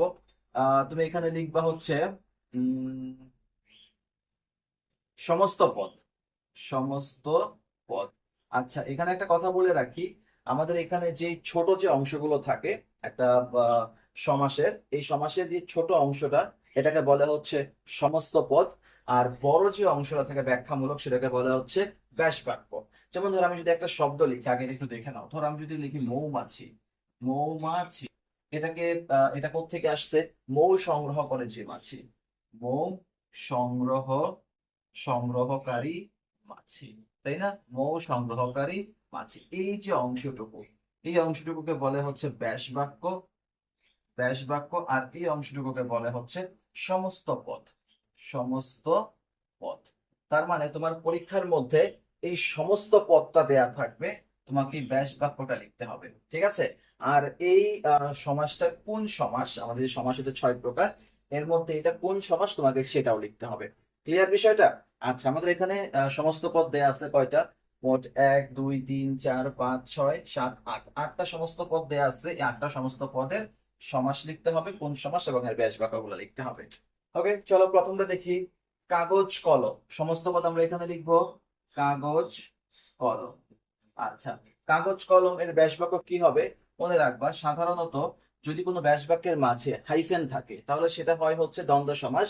এবং এই দ্বন্দ্ব সমাসকে দ্বন্দ্ব সমাসের ব্যাস বাক্য মূলত এই দুই যে পদ থাকে, এটা হচ্ছে পূর্বপদ এবং এটা হচ্ছে পরপদ, এর মাঝখানে ও যুক্ত করে দিলেই হয়ে যায়। তাহলে কাগজ কলম মানে কি? কাগজ ও কলম, কাগজ ও কলম। আচ্ছা, এখানে আরেকটা কথা তোমাদেরকে বলে রাখা দরকার যে একটা সমাসের মধ্যে একমাত্র এই দ্বন্দ্ব সমাসের পূর্বপদ এবং পরপদ দুইটাই প্রধান। তার মানে এখানে পূর্বপদ এবং পরপদ দুইটার অর্থই প্রাধান্য পায়, সেটাকে বলা হচ্ছে দ্বন্দ্ব সমাস। দ্যাট মিনস এটাকে কাগজ ও কলম আমরা সমাসের নাম এখানে লিখবো যে সমাসের নাম, সমাসের সমাসের নাম কি লিখবো? দ্বন্দ্ব সমাস। দ্বন্দ্ব বানানটা খেয়াল করো, দয়ের নিচে ব আছে, দন্ত নয় দ সংযুক্ত বফলা। ওকে, দ্বন্দ্ব সমাস। আচ্ছা, আর এটা কি ছিল? এটা ছিল হচ্ছে ব্যাস বাক্য, ব্যাস বাক্য। এভাবে সুন্দর করে লিখবা, হ্যাঁ, খাতার মধ্যে সুন্দর করে পেন্সিল দিয়ে অথবা কলম দিয়ে রোল করে করে বক্স করে করে লিখবা, দেখতে সুন্দর লাগবে। ওকে, তেপান্তর, তেপান্তর। ওকে, তেপান্তরটা কি? তেপান্তর এর ব্যাস বাক্য হচ্ছে তিন, তিন প্রান্তের সমাহার, তিন প্রান্তের সমাহার। আচ্ছা, এটা কি আগে একটু বলি। তেপান্তর এটা হচ্ছে একটা দ্বিগু সমাস, আগে এখানে লিখে রাখি দ্বিগু সমাস, দ্বিগু সমাস। আচ্ছা, দ্বিগু সমাস কাকে বলে? যে মনে রাখবা, যে সমাসের যে সমাসের পূর্ব পদে কোনো সংখ্যা থাকে, পূর্ব পদে সংখ্যা থাকে এবং পরপদ প্রধান। তেপান্তর বলতে তিনটা প্রান্তরকে বোঝাচ্ছে। তো পরপদ প্রধান কিন্তু পূর্ব পদে কি থাকে? সংখ্যা থাকে, তাকে বলে হচ্ছে দ্বিগু সমাস। যেমন ধরো, তিন প্রান্তের সমাহার, আগে তিন আছে এবং পরে প্রান্ত আছে। আর সাধারণত তেপান্তর বা দ্বিগু সমাসের ব্যাস বাক্যের মধ্যে সমাহার কথাটা উল্লেখ থাকে। ক্লিয়ার? সমাহার কথাটা উল্লেখ থাকে। আচ্ছা, এখন আসো, আমরা একটু উপরেরটা মুছে দেই, উপরেরটা মুছে দেই, উপরেরটা মুছে দিলে বোর্ডটা ক্লিয়ার হবে। আচ্ছা, নবীন বরণ, নবীন বরণটা আমরা এখানে লিখি নবীন, নবীন বরণ। আচ্ছা, কি হবে বলো? নবীনের বরণ, নবীনের বরণ। আচ্ছা, এটা হচ্ছে একটা ষষ্ঠী তৎপুরুষ সমাস। কিভাবে বুঝলাম? ষষ্ঠী তৎপুরুষ। ওকে, আচ্ছা, ষষ্ঠী তৎপুরুষ মানে তৎপুরুষ সমাস তোমাকে চেনার জন্য যেটা করতে হবে সেটা হচ্ছে তোমাকে বিভক্তি সম্পর্কে একটা স্পষ্ট ধারণা রাখতে হবে। দেখো তো, নবীন বরণ, এখানে কোনটা কোনটা কোন পদটা প্রাধান্য পাচ্ছে?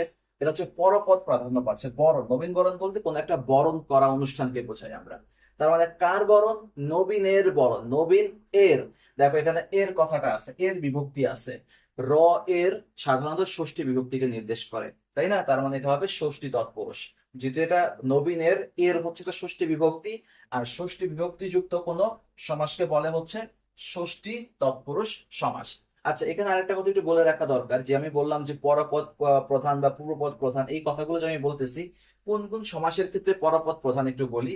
লেখো একটা, এটা একটা আলাদা করে একটু নোট করে রাখো, যে দিতকে গাই, দি আহ দিতকে গাই পরপদের গান, পরপদের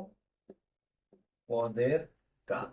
আচ্ছা, তার মানে এখানে দি বলতে হচ্ছে দিগু, ত মানে হচ্ছে তৎপুরুষ,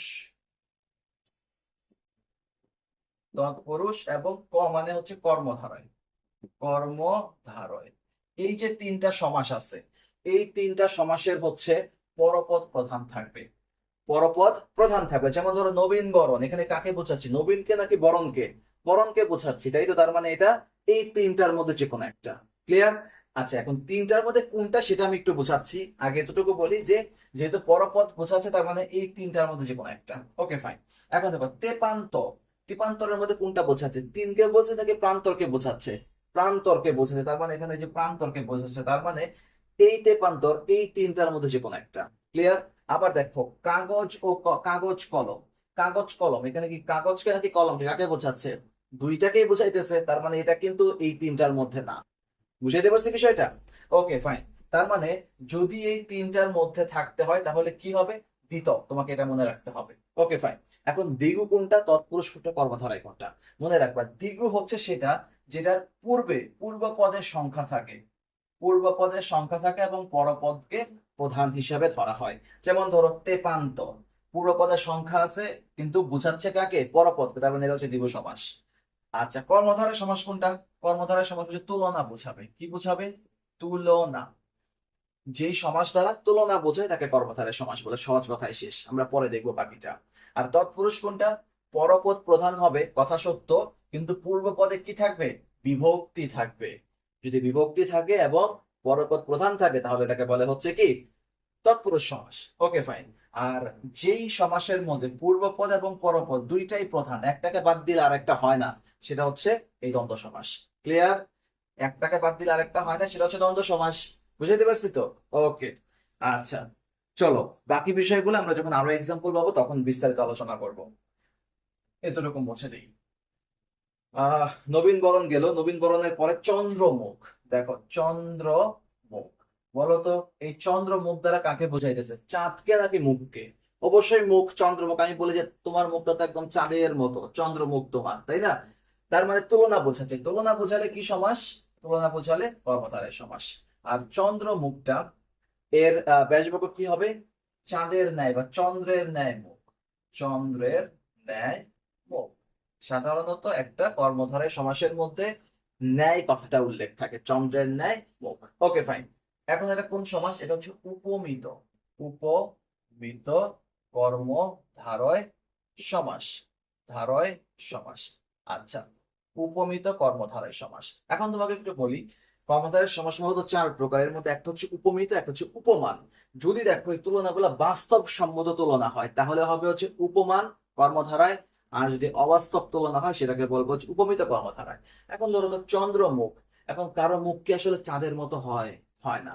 কারণ এটা আমরা হচ্ছে আলাদা একটা উপমা হিসেবে ব্যবহার করি, বা এটা কাল্পনিক বিষয় হিসেবে আমরা বলি যে আমি বলতেছি তার মুখটা হচ্ছে চাঁদের মতো, কিন্তু আসলে মুখ তো চাঁদের মতো হয় না। এই যে অবাস্তব তুলনা আমরা করলাম সেটাকে বলা হচ্ছে উপমিত কর্মধারয় সমাস। আরেকটা এক্সাম্পল ধরো, আমি যদি বলি যে তুষার শুভ্র, তুষার শুভ্র, তুষার শুভ্র আমি তুলনা করছি যে তার মনটা একদম তুষার শুভ্রের মতো, তাই তো? মানে তুষারের মতো সাদা।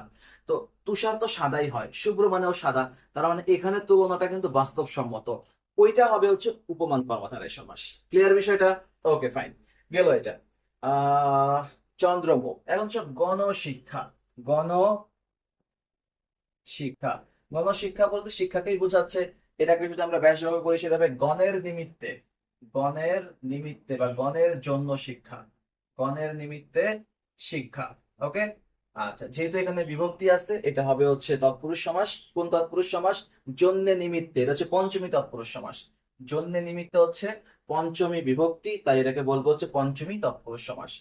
পঞ্চ পঞ্চমী, পঞ্চময় দীর্ঘিকার, পঞ্চমী তৎপুরুষ, পঞ্চমী তৎপুরুষ। ক্লিয়ার? ওকে, এরপরে আসো, খেয়াল করো। বনবাস, বনবাস। ওকে, বনবাস দ্বারা কি বোঝায়? বনে বাস, বনে বাস। এখন ধরো বনবাস কাকে বোঝাচ্ছে? বনকে বোঝাচ্ছে নাকি বাসকে বোঝাচ্ছে? অবশ্যই বাসকে, কারণ কাউকে যদি বের করে দেওয়া হয়, রাজারে বের করে দিত বা আগের মন্ত্রীরে বের করে দিত, অথবা রাজা তার বউরে বনবাসে পাঠিয়ে দিত, এরকম আগে একটা চল ছিল, তাই না? গল্পে ছিল, বাস্তবেও হতো। যাই হোক, তো এই বনবাস, বনে বাস, সাধারণত এই বনবাস কিন্তু আবার সাধারণ অর্থে যে বনেই বাস করবে তেমন না। এই যে দেখা গেছে যে এক রাজা আরেক রাজারে আক্রমণ করছে, তখন এই রাজারে অন্য কোনো দেশে পাঠায় দিচ্ছে, সেটাকে আমরা বলতাম যে বনবাসে পাঠায় দিচ্ছে। মানে তার নিজের যে আশ্রয় বা নিজের যে আশ্রম বা নিজের যে জায়গা, সেই জায়গা ছেড়ে অন্য কোথাও যদি জোরপূর্বক কাউকে পাঠায় দেওয়া হয় সেটা হচ্ছে বনবাস। তো বনে বাস যেহেতু বাসকে বোঝাচ্ছে, নিঃসন্দেহে এটা হচ্ছে একটা পরপদ প্রধান এখানে। ওকে। আর দ্বিতীয়ত যেহেতু এর আগে বন এ বিভক্তি আছে, তার মানে এটা হবে তৎপুরুষ সমাস। এখন এ বিভক্তি কোথায়? এ অতে হচ্ছে সপ্তমী বিভক্তি। এ অতে সপ্তমী বিভক্তি, তাই এটা হবে হচ্ছে সপ্তমী তৎপুরুষ সমাস। সপ্তমী তৎপুরুষ সমাস। ক্লিয়ার?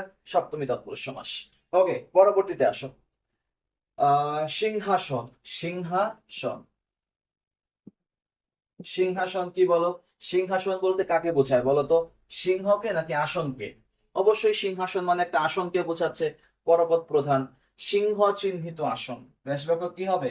সিংহ চিহ্নিত, সিংহ চিহ্নিত আসন, তাকে বলে হচ্ছে সিংহাসন। তাই তো? যেহেতু পরপদ প্রধান এবং এটার দ্বারা মূলত একটা আসনের তুলনা বোঝাচ্ছে। আসনটা কেমন? সিংহ চিহ্নিত। দ্যাট মিনস এটা হবে হচ্ছে মধ্যপদলোপী কর্মধারায়। মধ্যপদলোপী, মধ্যপদলোপী কর্মধারয়। আচ্ছা, তার মানে আহ একটু আগে আমরা দেখতেছিলাম যে একটা হচ্ছে উপমিত, একটা হচ্ছে উপমান। উপমিত উপমান হচ্ছে যখন কাউকে সরাসরি তুলনা বোঝাবে সেটা। আর যখন দেখবা যে তোমার এই দুইটা পদের মাঝখানের পদটা লোপ পেয়ে গেছে, সেটাকে বলে হচ্ছে মধ্যপদলোপী কর্মধারয় সমাস। ওকে, নেক্সট পরেরটাতে আসো। কি বলছে? কাজল কালো। তার মানে তুলনা বোঝাচ্ছে। মূলত এখানে কালোকে বোঝাচ্ছে, কাজল কালো, কাজলের ন্যায় কালো। এটা কোথায় লিখবো? কোথায় লিখবো? এই লাইনটা কেটে দেই। এই লাইনটা কেটে দেই। কি লিখলাম? যে কাজল কালো। কোথায়? এই যে কাজল কালো। কাজল কালো। এখন কাজল তো কালোই হয়, তাই না? কাজল তো কখনো লাল নীল হয় না। আচ্ছা, ইদানিং আবার আমি দেখলাম যে ওই যে এখানে দেয় আর লাল নীল এগুলা দেয়। হ্যাঁ, যাক, ওইগুলা কাজল কিনা আমি জানি না, বাট সাধারণত আমরা জানি যে কাজল কালোই হয়, তার মানে একটা বাস্তব তুলনা। তো এটাকে আমরা বলবো কাজলের, কাজলের ন্যায় কালো। আচ্ছা, কাজলের ন্যায় কালো, এটা একটা বাস্তব তুলনা ধরে নিলাম, তাই এটা হবে হচ্ছে উপমিত কর্মধারয় সমাস। সরি, উপমান কর্মধারয় সমাস। বাস্তব তুলনা বোঝালে হবে উপমান কর্মধারয় সমাস। বলো, এই যে সমাস নিয়ে আমরা যে আলোচনাটা করলাম, এই আলোচনাটা তোমরা বুঝতে পারছো কিনা? আমরা আরো কিছু গুরুত্বপূর্ণ সমাস নিয়ে আলোচনা করব। তোমরা কে কোথা থেকে ক্লাস করতেছো, ক্লাসটা বুঝতে পারতেছো কিনা একটু কমেন্ট করে জানাও। চলো আরো কিছু গুরুত্বপূর্ণ সমাস দেখি। প্রথমে বলা আছে অরুণ রাঙা। দেখো, অরুণ রাঙা, রাঙাকে বোঝাচ্ছে কেমন রাঙা? অরুণ রাঙা মানে অরুণের ন্যায় রাঙা। তার মানে অরুণও রঙিন হয়, রাঙা মানেও রঙিন। এটা একটা বাস্তব তুলনা, সেক্ষেত্রে এটা হবে হচ্ছে উপমান কর্মধারয় সমাস। ঠিক আছে। নাম্বার টু তে আসো, আত্মীয় স্বজন। দেখো, সমস্ত পদের মধ্যে হাইফেন আছে, তার মানে আত্মীয় ও স্বজন দুই পদই প্রধান। আত্মীয় স্বজন কোনোটাকে বাদ দিলে অর্থ প্রকাশ পায় না সঠিক, সেক্ষেত্রে এটা হবে একটা দ্বন্দ্ব সমাস। জীবন তরী, ব্যাসবাক্য করলে হবে জীবন রূপ তরী। তার মানে রূপ যদি কোনো ব্যাসবাক্যের মাঝে থাকে সেটাকে আমরা বলি হচ্ছে রূপক কর্মধারয় সমাস। নেক্সট, প্রশান্তি। প্রশান্তি মানে প্র মানে কি? প্র মানে হচ্ছে প্রকৃষ্ট, প্রকৃষ্ট যে শান্তি, প্রকৃষ্ট যে শান্তি, তার মানে এটা একটা প্রাণী সমাস। দুধে ভাতে, দেখো সমস্ত পদে হাইফেন আছে, দুধে ভাতে দুই পদই প্রধান, তার মানে এটা একটা দ্বন্দ্ব সমাস। যেহেতু দ্বন্দ্ব সমাস, এটাকে আমরা বলবো দুধে ও ভাতে। আচ্ছা, গজানন। গজানন, গজ আর হচ্ছে আনন, আনন মানে হচ্ছে মাথা। আচ্ছা, বহুব্রীহি সমাস কোনটা বলতো? বহুব্রীহি সমাস হচ্ছে সেই সমাসটা যে সমাসের পূর্বপদ এবং পরপদ কোনোটার অর্থ প্রাধান্য না পেয়ে নতুন কোনো অর্থ প্রকাশ করে, সেটাকে বলে হচ্ছে বহুব্রীহি সমাস। তার মানে গজকেও বোঝাচ্ছে না, আননকেও বোঝাচ্ছে না। গজানন বলতে মূলত আমাদের যে হিন্দু পুরাণ আছে, হিন্দু পুরাণের একটা বিখ্যাত চরিত্র হচ্ছে গজানন। তো সেক্ষেত্রে এই গজানন মানে হচ্ছে বহুব্রীহি সমাস। ওকে। ভাষান্তর। ভাষান্তর মানে কি? ভাষান্তর মানে হচ্ছে অন্য ভাষা, অন্য ভাষা হচ্ছে অব্যয়ীভাব সমাস। ওকে, খেয়াল করো। বাগদত্তা, বাগ দ্বারা, দত্তা, দ্বারা কি? দ্বারা দিয়া কর্তৃক, এটা হচ্ছে তৃতীয়া বিভক্তি, তো এটা হবে হচ্ছে তৃতীয়া তৎপুরুষ সমাস। নেক্সট, লালচে। লালচে মানে হচ্ছে ঈষৎ লাল, ঈষৎ লাল, ঈষৎ যেহেতু আছে অব্যয়ীভাব সমাস। গুরু ভক্তি, গুরুকে ভক্তি, কে রে, কে রে হচ্ছে চতুর্থী বিভক্তি, তাই এটা হবে চতুর্থী তৎপুরুষ সমাস। জাদুকর, জাদু করেছে। মনে রাখবা, যেগুলা হচ্ছে তোমার বাগধারার মতো করে হয় সেগুলোকে বলে উপপদ তৎপুরুষ সমাস। আচ্ছা, হাসাহাসি, হাসিতে হাসিতে যে ক্রিয়া, অথবা কানাকানি, কানে কানে যে কথা বা কানে কানে যে ক্রিয়া, এটাকে বলে হচ্ছে বহুব্রীহি সমাস। আমাকে একটু কমেন্ট করে জানাও, আমরা যে সমাসগুলো নিয়ে আলোচনা করতেছি তোমরা সকলে বুঝতে পারতেছো কিনা। যদি বুঝে যাও, আরো বেশি গুরুত্বপূর্ণ সমাস তোমাদের সাথে তুলে ধরতেছি। পরের সমাসগুলো দেখো। বিদ্যালয়, বিদ্যা মানে কি? বিদ্যার নিমিত্তে আলয়, নিমিত্তে মানে পঞ্চমী বিভক্তি, তাই এটা হবে পঞ্চমী তৎপুরুষ সমাস। কুসুম কোমল, তার মানে কুসুমের ন্যায় কোমল, কুসুমের ন্যায় কোমল, তার মানে কুসুমটা কোমলই হয়, বাস্তব তুলনা, তাই এটা হবে উপমান, উপমান কর্মধারয় সমাস। দেশান্তর, অন্য দেশ, অন্য যদি কোনো শব্দের মধ্যে থাকে মানে ব্যাস বাক্যে যদি অন্য কথাটা থাকে তাহলে সেটা হচ্ছে নিত্য সমাস। নবরত্ন, নবরত্নের সমাহার, এখানে নব মানে হচ্ছে নয়, নয় রত্নের সমাহার, তাই এটা দ্বিগু সমাস। জলচর, জলে চরে যে, উপপদ তৎপুরুষ সমাস। উদ্বেল, বেলাকে অতিক্রান্ত, বেলাকে অতিক্রান্ত, এটা হচ্ছে অব্যয়ীভাব সমাস। মৃগ নয়না, মৃগের নয়নের ন্যায় চোখ যার, তার মানে মৃগ নয়না বলতে সাধারণত মৃগকেও বোঝে না, নয়নকেও বোঝায় না, এটা তৃতীয় কোনো উপমা হিসেবে আমরা ব্যবহার করি, তো সেক্ষেত্রে এটা হচ্ছে বহুব্রীহি সমাস। আমরা, আমরা মানে কি, আমি তুমি, আমি তুমিও, আমরা মানে হচ্ছে সে তুমিও আমি, তো সে তুমিও আমি, এটা হচ্ছে দ্বন্দ্ব সমাস, এটাকে একশেষ দ্বন্দ্বও বলে, ঠিক আছে, একশেষ দ্বন্দ্ব বলতে পারি আমরা। অনাচার, অনাচার মানে নেই আচার, নেই আচার, এটা হচ্ছে নয় তৎপুরুষ সমাস। জন্মান্তর, অন্য জন্ম, এটা একটা নিত্য সমাস। শতাব্দী, শতাব্দের সমাহার, সমাহার আছে তাই এটা একটা দ্বিগু সমাস। তুষার ধবল, তুষারের ন্যায় ধবল, তাই না, তুষারও সাদা, ধবলও সাদা, তার মানে এটা হচ্ছে উপমান কর্মধারয় সমাস। অরিন্দম, অরিকে দমন করে যে, উপপদ তৎপুরুষ সমাস। বলো বুঝতে পারতেছো কিনা? খুবই গুরুত্বপূর্ণ টপিক এগুলো, বারবার করে পড়ো অথবা ভিডিওটা আবার পেছন দিকে এনে বারবার একটু শোনো, তাহলে এটা মনে থাকবে। যে সমাসগুলো দিতেছি একদমই ভুল করা যাবে না, যদি এগুলোর থেকে কমন আসে যেন একদম 5-এ 5 পেতে পারো, খুব ভালো করে দেখো।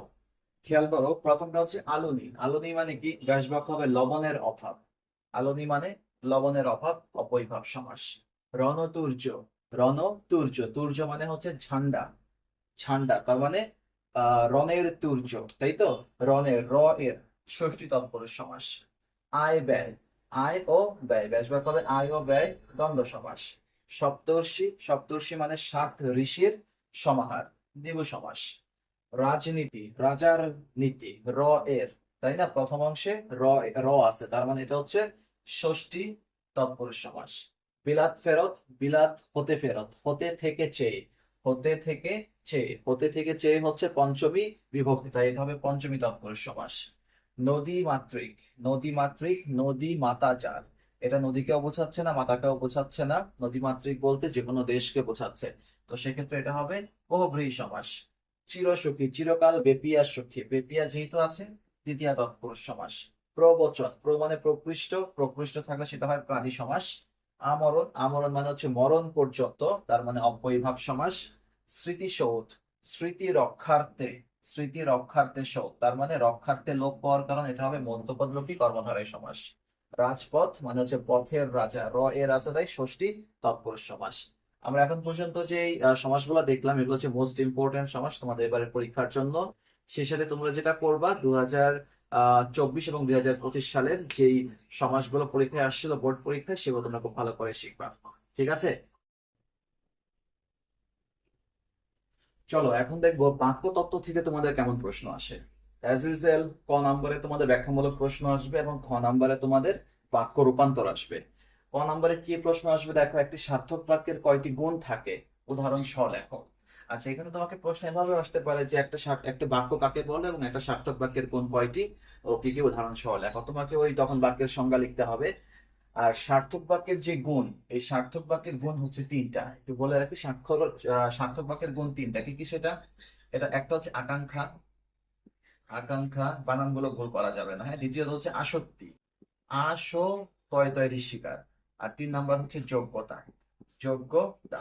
এটা তোমরা যে কোনো বইয়ে পাবা, তবে একটু ছোট করে ব্যাখ্যা করি। আকাঙ্ক্ষা মানে হচ্ছে কি, যে তুমি একটা বাক্যের একটা খণ্ড অংশ শুনছো, দ্বিতীয় অংশ শোনার যে ইচ্ছা, তাকে বলা হচ্ছে আকাঙ্ক্ষা। যেমন ধরো আমি বলি যে যেহেতু সে অসুস্থ, তারপরে শেষ, তারপরে আর কিছু নাই, কারণ যেহেতু সে অসুস্থ তারপরে আরো কিছু শোনার ইচ্ছা তোমার আছে, এটাকে বলা হচ্ছে আকাঙ্ক্ষা। আর আসক্তি মানে হচ্ছে একটা বাক্যের সঠিক পদবিন্যাস, পদবিন্যাস মানে হচ্ছে বাক্যের কর্তা, বাক্যের ক্রিয়া, হ্যাঁ, বাক্যের বিধেয়, হ্যাঁ, বাংলার মধ্যে। তো এইগুলো সঠিকভাবে বসানো। আমি যদি বলি ধরো আমি বাড়ি গিয়ে ভাত খাবো, এটা একটা সুন্দর বাক্য, পদগুলো সঠিক বিন্যাস হয়েছে। তো এটা কিভাবে না বলে আমি যদি গিয়ে খাবো ভাত আমি বাড়ি, এই যে বাক্যের এলোমেলো অবস্থানটা, এই এলোমেলো অবস্থান যদি বাক্যের মধ্যে থাকে পদের, তাহলে সেটা হচ্ছে তার আসক্তির যোগ্যতা হরণ করলো। এই হচ্ছে কথা। তো মূল কথা হচ্ছে আসক্তি হচ্ছে বাক্যের যে পদগুলা থাকবে, যে শব্দগুলা থাকবে, সেটা সঠিক ফরমেশনে বসবে। সাবজেক্ট ভার্ব অবজেক্ট আমরা যেরকম ইংলিশে পড়ি, ঠিক সেরকম ভাবে বাংলা শব্দের যে কর্তা থাকে, ক্রিয়া থাকে, বিধেয় থাকে, তাই তো, এই বিষয়গুলো সঠিক ফরমেশনে বসাটাই হচ্ছে আসক্তি। আর যোগ্যতাটা কি? যোগ্যতাটা খুব সেন্সিটিভ একটা বিষয়। ধরো এটা জফলা। সেন্সিটিভ কেন বললাম? কারণ আমরা অনেক সময় অনেক উপমা ব্যবহার করি। যেমন ধরো আমি বলতে পারি যে তোমার আমার হৃদয় মন্দিরে আশার বীজ উদিত হলো। এই যে কথাটা বললাম, একটা উপমা ব্যবহার করলাম যে আমার হৃদয়টাকে মন্দিরের সাথে তুলনা করলাম। হৃদয় মন্দিরে আশার বীজ উদিত হলো, আশার বীজ। এখন মনের মন্দিরের মধ্যে কি বীজ উদিত হয়? এই যে ব্যবহারগুলো আমরা করি সেটা হচ্ছে সাহিত্যিক ভাবে ঠিক আছে, সাহিত্যিক ভাবে তুমি এভাবে বলতে পারো, কিন্তু বাক্য যখন আমরা লিখিত ফর্মাল বাক্যগুলো লিখবো, সেক্ষেত্রে এগুলো হচ্ছে তার যোগ্যতা হারাবে।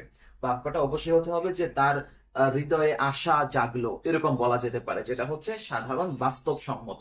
আর যেগুলো অবাস্তব সেগুলো হচ্ছে তার যোগ্যতা হারাবে। যেমন ধর আমি যদি বলি আকাশে উড়িতেছে একপাল হাতি, এটা কি সম্ভব? কখনো কখনোই সম্ভব না। তার মানে এটা হচ্ছে বাক্য তার যোগ্যতা হারাইছে। আমার বলতে হবে আকাশে উড়িতেছে এক ঝাঁক পাখি, অথবা একপাল হাতি মাঠে ঘাস খাচ্ছে বা মাঠে চড়তেছে, এরকম বলা যায়। ঠিক আছে। তো মূল কথা এটাই যে একটা সার্থক বাক্যের গুণ হচ্ছে তিনটা: আকাঙ্ক্ষা, আসক্তি, আর হচ্ছে যোগ্যতা। ওকে, এখন আসো বাক্য কাকে বলে। বাক্য হচ্ছে যখন একাধিক পদ একসাথে বসে মনের ভাব সঠিকভাবে প্রকাশ পায়, তাকে বলে হচ্ছে বাক্য, সাধারণভাবে তুমি বলতে পারো। আর গঠন অনুসারে বাক্য কত প্রকার? গঠন অনুসারে হচ্ছে বাক্য হচ্ছে তিন প্রকার। আমরা ইংলিশে যেটা পড়ছিলাম সিম্পল, কমপ্লেক্স, কম্পাউন্ড, বাংলায় হচ্ছে এটা গঠন অনুসারে বাক্যের প্রকারভেদ। যেমন ধরো সরল বাক্য, জটিল বা মিশ্র বাক্য এবং যৌগিক বাক্য। জাস্ট ব্যাখ্যা করে দিলেই হবে। সরল বাক্য কাকে বলে? সরল বাক্য হচ্ছে যেই বাক্যের মধ্যে একটা মাত্র কর্তা এবং একটা মাত্র সমাপিকা ক্রিয়া থাকে, সেটা হচ্ছে সরল বাক্য। আর যৌগিক হচ্ছে যেখানে তোমার দুইটা কর্তা এবং দুইটা সমাপিকা ক্রিয়া থাকবে, এবং দুইটা বাক্যই কি থাকবে? স্বাধীন থাকবে, কারোর উপর নির্ভরশীল না, সেটা হচ্ছে যৌগিক। আর এটা যেটা বললাম জটিল বা মিশ্র, সেটা হচ্ছে যখন কোনো বাক্যের মধ্যে একটা বাক্য আরেক বাক্যের উপর নির্ভরশীল থাকবে, তখন সেটাকে বলে হচ্ছে জটিল বা মিশ্র। ওকে, অর্থ অনুসারে বাক্যের প্রকারভেদ আলোচনা করো। অর্থ অনুসারেও বাক্য হচ্ছে পাঁচ প্রকার, যে আমরা যে পড়ছিলাম যে অ্যাসার্টিভ, ইন্টারোগেটিভ, ইম্পারেটিভ, সেটা। প্রথমে আসবে নির্দেশবাচক, তারপর প্রশ্নবোধক, তারপর প্রার্থনাসূচক, আবেগ আবেগ বাক্য। এই যে বাক্যগুলো আছে, এগুলো হচ্ছে অর্থ অনুসারে। তোমরা এই তিনটা প্রশ্ন দেখে নিবা, যারা ব্যাখ্যামূলক প্রশ্ন লিখতে চাও, তিনটার থেকে আশা করি কমন পড়বে। আর চেষ্টা করবে ব্যাখ্যামূলক প্রশ্নটা অ্যাভয়েড করার জন্য। আর যদি একান্তই লিখো, তাহলে অবশ্যই খুব সুন্দর করে এর প্রকারভেদগুলো লিখে অন্তত দুইটা করে এক্সাম্পল দিয়ে দিবা। ঠিক আছে। আচ্ছা, এখন আসো আমরা রূপান্তরের যে প্রশ্নটা যেভাবে আসবে সেটা দেখো। বলছে বাক্য রূপান্তর করো যে কোনো পাঁচটা। তোমাকে এখানে আটটা বাক্য দেওয়া থাকবে, আটটার থেকে যে কোনো পাঁচটা বাক্য রূপান্তর করে দেখাইতে হবে। প্রথমটা কি আছে দেখো, সে চুপ রইলো, নেতিবাচক করতে হবে। আচ্ছা, নেতিবাচকের মূল কথাটা কি? নেতিবাচকের মূল কথা হচ্ছে তোমাকে এখানে না কথাটা আনতে হবে, কিন্তু অর্থের পরিবর্তন করা যাবে না। তাহলে আমি এটাকে যদি নেতিবাচক করতে চাই, সে চুপ রইলো, এটাকে কিভাবে করবো বলো তো? সে চুপ রইলো, মানে এটাকে নেতিবাচক করলে এরকম হবে যে সে কথা বলল না, সে কথা বলল না। দেখো, সে কথা বললো না মানে হচ্ছে কি, সে চুপ রইলো। আচ্ছা, গেল এটা। দেশপ্রেমিক ব্যক্তি দেশকে ভালোবাসে, যৌগিক করতে হবে। যৌগিক মানে কোনটা? আমি এটা মুছে দিই, পরেরটা মুছে দিই, এখানে আমরা লিখবো।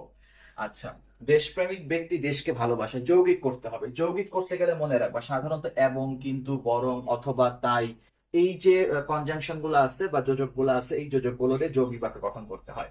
তাহলে আহ দেশপ্রেমিক ব্যক্তি দেশকে ভালোবাসে। আচ্ছা, এটাকে আমরা এভাবে বলতে পারি, তিনি দেশপ্রেমিক ব্যক্তি, তিনি দেশপ্রেমিক এবং তিনি দেশকে ভালোবাসেন, দেশকে ভালোবাসেন। ঠিক আছে। কি লিখলাম? যে তিনি দেশপ্রেমিক এবং তিনি দেশকে ভালোবাসেন। এখানে বলতে পারো যে আমি এই তিনিটা কোত্থেকে আনলাম। দেখো, যদি কোনো বাক্যের মধ্যে দেখো ক্রিয়া, সাবজেক্ট নাই, মানে কর্তা নাই, তখন তুমি যে কোনো কর্তা হিসাবে তুমি যে কাউকে কমন হিসাবে আনতে পারো। ঠিক আছে। আচ্ছা, গেল এটা। দুই নাম্বারটা গেল, তিনি দেশপ্রেমিক এবং তিনি দেশকে ভালোবাসেন। ওকে, ফাইন। পরেরটা দেখো, আমি মিথ্যা বলিনি, অস্তিবাচক। আমি মিথ্যা বলিনি, অস্তিবাচক মানে কি? অস্তিবাচক মানে হচ্ছে হাবোধক। হাবোধক, এখানে নাটা তুলে দিতে হবে, কিন্তু অর্থের পরিবর্তন করা যাবে না। এটাকে আমরা তাহলে এভাবে বলতে পারি যে আমি সত্য বলেছি। কি? আমি সত্য বলেছি, আমি সত্য বলেছি মানে কি, আমি মিথ্যা বলিনি, আমি সত্য বলেছি। ঠিক আছে, দেখো বুঝতে পারছো কিনা বলো। এরপরেটা দেখো, বিদ্বানকে সবাই শ্রদ্ধা করে। বিদ্বানকে সবাই শ্রদ্ধা করে, প্রশ্নবোধক করতে হবে। প্রশ্নবোধক করার ক্ষেত্রে একটা বলি, যে প্রশ্নবোধক যখন তুমি করবা, যদি সেই বাক্যটা অ্যাফার্মেটিভ থাকে তখন না বা নেগেটিভ কোনো শব্দ আনতে হবে, আবার বাক্যটা নেগেটিভ হলে নাটা তুলে দিয়ে প্রশ্ন করতে হবে। তাহলে এখানে দেখো কোনো না নাই, এটা একটা অ্যাফার্মেটিভ বাক্য, বা আমরা যেটাকে অস্তিবাচক বা হা বোধক বলি। তো বিদ্বানকে সবাই শ্রদ্ধা করে, এটাকে আমরা এভাবে লিখতে পারি, বিদ্বানকে বিদ্বানকে কে শ্রদ্ধা করে না, কে শ্রদ্ধা করে না, প্রশ্নবোধক। বিদ্বানকে কে শ্রদ্ধা করে না, দেখো বিদ্বানকে কে শ্রদ্ধা করে না মানে কি, বিদ্বানকে সকলেই শ্রদ্ধা করে। বলো বুঝতে পারতেছো কিনা। ওকে, নেক্সট কোশ্চেনটা দেখো, স্বাস্থ্যের প্রতি দায়িত্ববান হওয়া উচিত, অনুজ্ঞা করতে হবে। অনুজ্ঞা করলে কিভাবে লেখা যায়, অনুজ্ঞা করতে গেলে মনে রাখবো, যদি উচিত কথাটা থাকে, উচিত কথাটা বাদ দিয়ে দিতে হবে। স্বাস্থ্যের প্রতি দায়িত্ববান হওয়া উচিত, অনুজ্ঞা করলে হবে স্বাস্থ্যের প্রতি দায়িত্ববান হও। তাহলে কি লিখবো আমরা, স্বাস্থ্যের প্রতি স্বাস্থ্যের প্রতি দায়িত্ববান হও। ঠিক আছে, আচ্ছা। ভোরের বাতাস নির্মল, ভোরের বাতাস নির্মল, এটাকে আবেগ করতে হবে, আবেগবাচক আবেগ সূচক বাক্য রূপান্তর করার জন্য মনে রাখবা যে এই ক্ষেত্রে তোমার কিছু আবেগবাচক শব্দ আনতে হবে, তাহলে খুব সহজেই সেটা আবেগবাচক শব্দে রূপান্তর হয়ে যায়, আবেগবাচক বাক্যে রূপান্তর হয়ে যায়। তো ভোরের বাতাস নির্মল, এটাকে আমরা এভাবে বলতে পারি যে, যেহেতু এটা আশ্চর্য হওয়া বোঝাচ্ছে, আমরা আশ্চর্য হলে বা কোনো কিছুকে বাহবা দিতে গেলে আমরা কিন্তু বাহ বলি, তাই না? তো আমরা এভাবে বলতে পারি যে বাহ, বা ভোরের বাতাস কি নির্মল, ভোরের ভোরের বাতাস কি নির্মল। ঠিক আছে, বা ভোরের বাতাস কি নির্মল। ওকে, নেক্সট আসো, শিক্ষক আসা মাত্রই শিক্ষার্থীরা উঠে দাঁড়ালো, যৌগিক করতে হবে, শিক্ষক আসা মাত্রই শিক্ষার্থীরা উঠে দাঁড়ালো। যৌগিক করতে গেলে আমরা একটু আগে বলছিলাম এবং, কিন্তু, বরং, এগুলো দিয়ে করতে হয়, অথবা দিয়ে করতে হয়। এখন দেখো, শিক্ষক আসা মাত্রই শিক্ষার্থীরা উঠে দাঁড়ালো, দুইটা কাজ হয়েছে, শিক্ষক আসছে এবং শিক্ষার্থীরা উঠে দাঁড়াইছে। তাহলে আমরা এভাবে বলতে পারি যে, শিক্ষক আসলেন এবং শিক্ষার্থীরা উঠে দাঁড়ালো, শিক্ষার্থীরা উঠে দাঁড়ালো। ঠিক আছে, ওকে। নেক্সট দেখো, আমি তোমার মঙ্গল কামনা করি, প্রার্থনা সূচক করতে হবে। প্রার্থনা সূচক করলে কি হবে, আমি তোমার মঙ্গল কামনা করি, এটাকে আমরা এভাবে বলতে পারি, তোমার মঙ্গল হোক, তোমার মঙ্গল হোক। আমরা কারো যদি কখনো প্রার্থনা করি, কারো কল্যাণ কামনা করি, কি বলি আমরা, তোমার কল্যাণ হোক, তোমার মঙ্গল হোক, এরকম। তার মানে তোমার তোমার মঙ্গল মঙ্গল হোক। ঠিক আছে, তোমার মঙ্গল হোক। তোমরা একটু আমাকে কমেন্ট করে জানাও, আমরা যে বিষয়গুলো নিয়ে আলোচনা করতেছি এই বিষয়গুলো তোমরা বুঝতে পারছো কিনা। যদি বুঝো, আমরা চলো আরো কিছু গুরুত্বপূর্ণ এই বাক্য রূপান্তর দেখবো। দেখো, এখানে যে বাক্যগুলো আছে, ভুল সকলেই করে, প্রশ্নবাচক করতে হবে, তাই তো? তাহলে এটাকে আমরা এভাবে বলতে পারি, ভুল কে না করে, ভুল ভুল কে না করে। কে না করে মানে হচ্ছে সকলেই করে, শেষে কোশ্চেন মার্ক চিহ্ন দিতে হবে। তারা পাষাণ, নেতিবাচক করতে হবে, তারা পাষাণ। পাষাণের বিপরীত শব্দ কি, দয়ালু, তার মানে আমরা বলতে পারি তারা দয়ালু নয়, তারা তারা দয়ালু তারা দয়ালু নয়, দয়ালু নয় মানেই হচ্ছে তারা পাষাণ। দারিদ্রকে দান করা উচিত, দেখো অনুজ্ঞা বাক্যের মধ্যে যদি উচিত থাকে, যদি অনুজ্ঞা করতে বলে, দুঃখিত, যদি অনুজ্ঞা করতে বলে, উচিত থাকলে উচিতটাকে তুলে দিবা, খুব সহজ। তাহলে দারিদ্রকে দান করো, দান করো, এই হয়ে গেল অনুজ্ঞা। মেঘ হলে বৃষ্টি হবে, জটিল।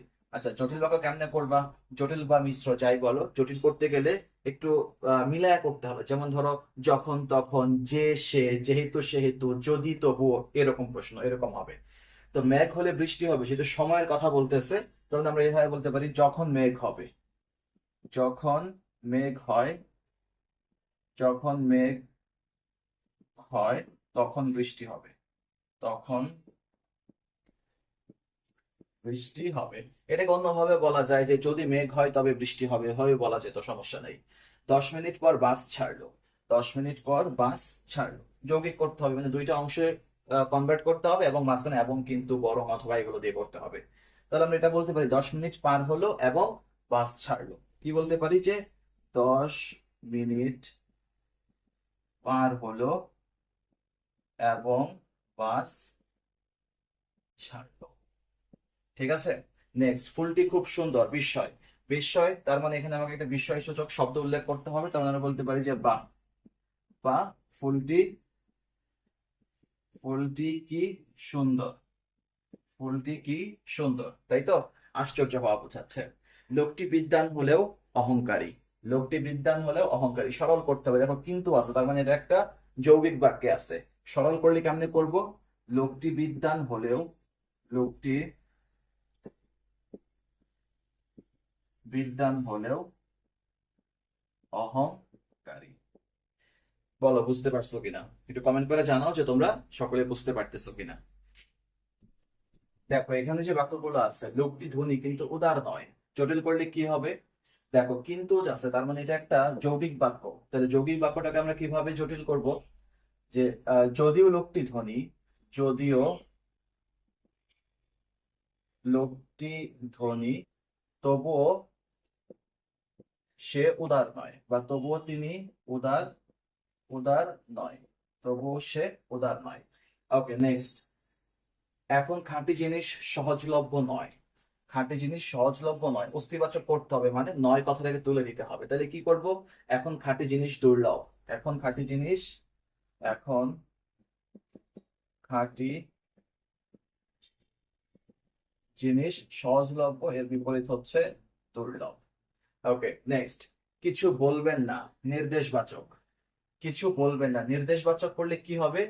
কিছু বলতে নিষেধ করেছি, কিছু বলতে নিষেধ, নিষেধ করেছি। ওকে, নির্দেশবাচক দ্বারা কাউকে আদেশ করা, নিষেধ করা, অনুরোধ করা, এগুলো বোঝায়। বিপদে অধীর হতে নেই, অনুজ্ঞা। তার মানে বিপদে অধীর হইও না, বিপদে, বিপদে অধীর, অধীর হইও না। ঠিক আছে। তুমি অন্যায় কাজ করেছো, নেতিবাচক, তুমি অন্যায় কাজ করেছো, নাবোধক করতে হবে। তার মানে এটাকে আমরা বলতে পারি যে তুমি ভালো কাজ করনি, অন্যায় কাজ করেছো, এর বিপরীত হবে তুমি ন্যায়ের কাজ করনি। এভাবে বলা যায়, বেশি সুন্দর হয়, তুমি ন্যায়ের কাজ করনি, তুমি ন্যায়ের কাজ করনি। যার গুণ আছে সে বিনয়ী, সরল, মানে এক বাক্যে লিখতে হবে, তাই তো? তার মানে গুণীরা বিনয়ী হয়। দেখো গুণীরা, গুণীরা বিনয়ী হয়, গুণীরা বিনয়ী হয়। এদেশ বড় বিচিত্র, বিস্ময় করতে হবে, তা না বলতে কি বিচিত্র এদেশ, কি বিচিত্র এই দেশ, এই দেশ, তারপরে এক্সক্লেমেটরি সাইন দিতে হবে, বিস্ময়সূচক চিহ্ন। এরপরে আসো সাহিত্য জীবনের স্বাভাবিক প্রকাশ। সাহিত্য জীবনের স্বাভাবিক প্রকাশ, প্রশ্নবোধক করতে হবে। তার মানে এটাকে এভাবে করা যে সাহিত্য, সাহিত্য জীবনের স্বাভাবিক, স্বাভাবিক প্রকাশ নয় কি, স্বাভাবিক প্রকাশ নয় কি, তারপরে প্রশ্নবোধক চিহ্ন।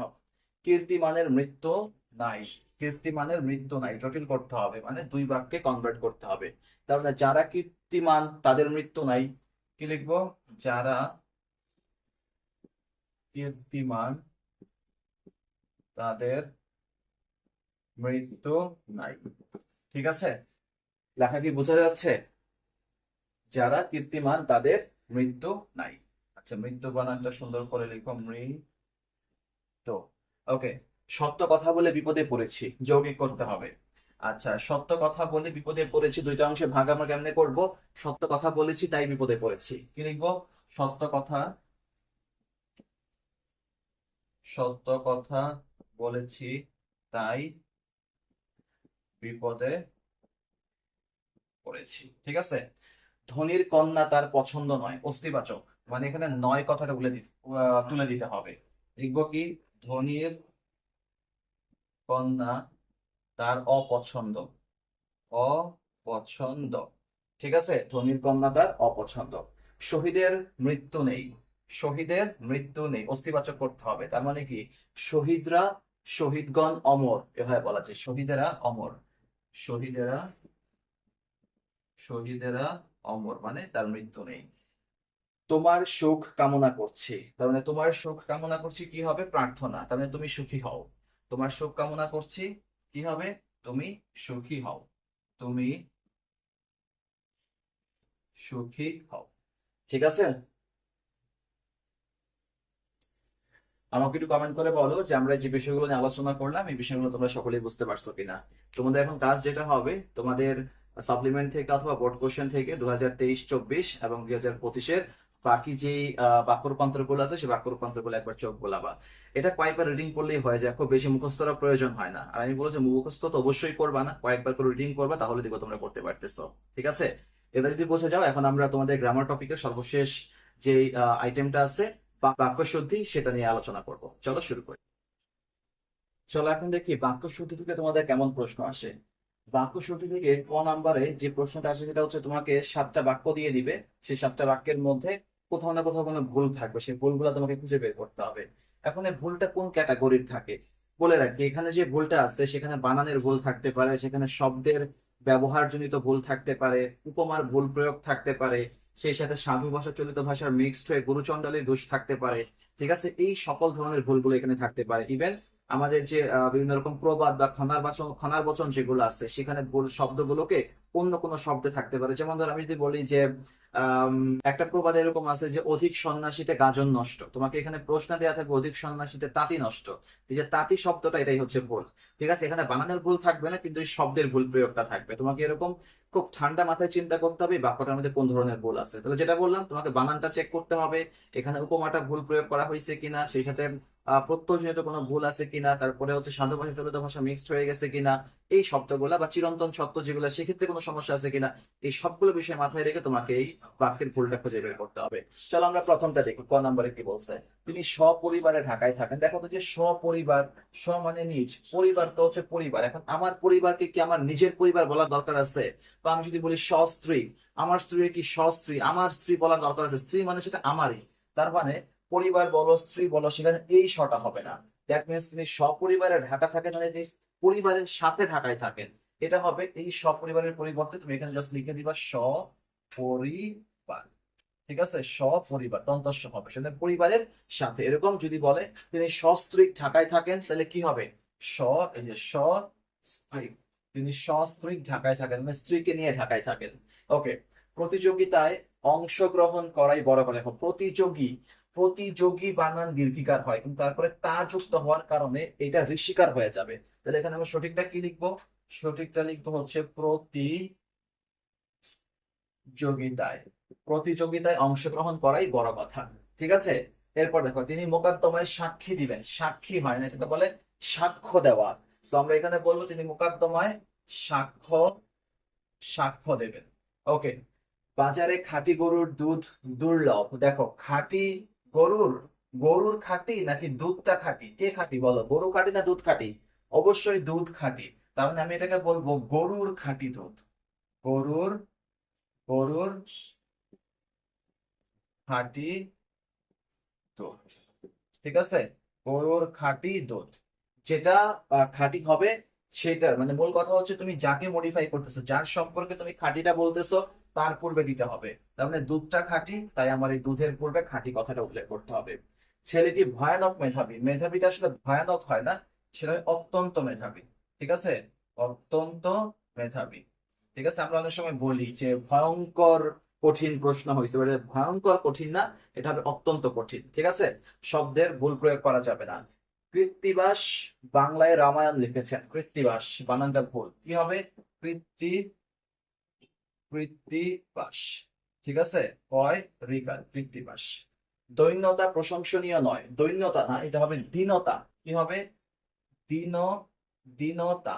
ওকে, অথবা এটাকে দৈন্যও লেখা যায়, শুধু দৈন্য কিন্তু তা হবে না, দীনতা অথবা দৈন্য প্রশংসনীয় নয়। এই হচ্ছে তুমি 5টা বাক্যের জাস্ট সঠিক বাক্য, সঠিক শব্দগুলো লিখে দিলে পাশে পাঁচ পেয়ে যাবা।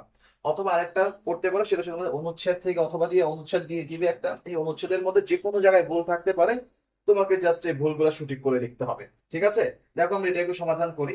যে সব শিক্ষকরা আজ বিদ্যালয়ে উপস্থিত, দেখো সব প্লুরাল, শিক্ষকরা প্লুরাল, তার মানে এখানে দুইটা প্লুরাল পাশাপাশি বসতে পারে না। এখানে আমরা কি লিখবো? এই সব শিক্ষকরা, এর পরিবর্তে লিখবো শুধুমাত্র কি শিক্ষকরা, শিক্ষকরা, অথবা সকল শিক্ষক। এভাবে লেখা যায় যে সকল শিক্ষক। তখন আর এই শিক্ষকের সাথে কি হবে না, প্লুরাল যুক্ত হবে না, রা দিব না। আজ বিদ্যালয়ে উপস্থিত তারা সপরিবারে, দেখো যে স বলা যাবে না, কি লিখতে হবে? তারা সপরিবারে, সপরিবারে, সপরিবারে অনুষ্ঠানে যোগদান করিয়াছে। দেখো পুরো বাক্যটা হচ্ছে চলিত ভাষায়, কিন্তু এখানে করিয়াছে বলছে, তার মানে এখানে করিয়াছে এটা ভুল আছে। এর কি লিখতে হবে? যোগদান করেছে, যোগদান করেছে। নিজ ব্যক্তিত্বের বৈচিত্র্য, বৈচিত্র্য না, এটা হবে বৈচিত্র্য, ঠিক করে লিখতে হবে বৈচিত্র্য দেখাতে সবাই ব্যস্ত, ব্যস্ত হয় না, এটা হবে হচ্ছে ব্যস্ত, ব্যস্ত। ঠিক আছে, এরকম তোমার একটা প্যাসেজ দিয়ে দিবে, প্যাসেজের মধ্যে 5টা ভুল থাকবে, তোমাকে এই ভুলটা খুঁজে খুঁজে খুঁজে খুঁজে সঠিক করে লিখতে হবে। এই হচ্ছে বেসিক্যালি তোমাদের বাক্য শুদ্ধি থেকে আসার মতো কিছু প্রশ্ন। তোমরা যেটা করবে, আমি মনে করি অনুচ্ছেদ লেখার থেকে এখানে 5টা যে বাক্য, সেটা যথাসম্ভব অনেক সহজ আসে। ইভেন তুমি যদি বোর্ড কোশ্চেন গুলো সমাধান করো, সেখান থেকে তোমরা কমন পেতে পারো। চলো এরকম আরো কিছু গুরুত্বপূর্ণ প্রশ্ন নিয়ে আলোচনা করি। চলো দেখি বাক্যগুলোর মধ্যে কি ভুল আছে। মেয়েটি বিদ্বান হলেও ঝগড়াটে, দেখো এখানে বিদ্বান বানানটা ভুল, তার মানে এটা সঠিক করে লিখতে হবে। কি লিখবো? বিদ, দয় বয় আকার, বিদ্বান। মেয়েটি বিদ্বান হলেও ঝগড়াটে। নদীর জল হ্রাস হয়েছে, এটা হ্রাস হওয়া না, এটাকে বলবো হ্রাস পেয়েছে। নদীর জল হ্রাস পেয়েছে। এই কথা প্রমাণ হয়েছে, প্রমাণ না, এই কথা প্রমাণিত। কি হবে এখানে? প্রমাণিত, প্রমাণিত হয়েছে।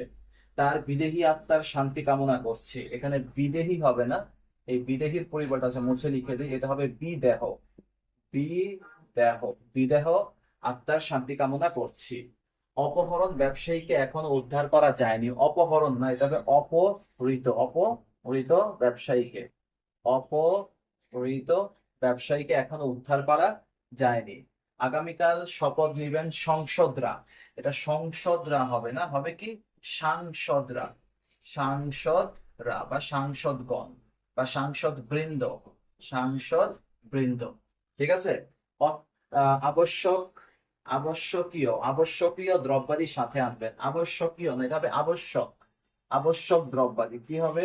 আবশ্যক। দেখো এই বানানগুলা যেন ভুল না হয়। উপরোক্ত কাজটি শুদ্ধ নয়, উপরোক্ত এই বানানটা ভুল, উপরোক্ত না, এটা আমরা বানানের মধ্যেও পড়ছিলাম, এটা হবে উপরযুক্ত, উপরযুক্ত, অথবা এটাকে আমরা উপরিউক্তও বলতে পারতাম।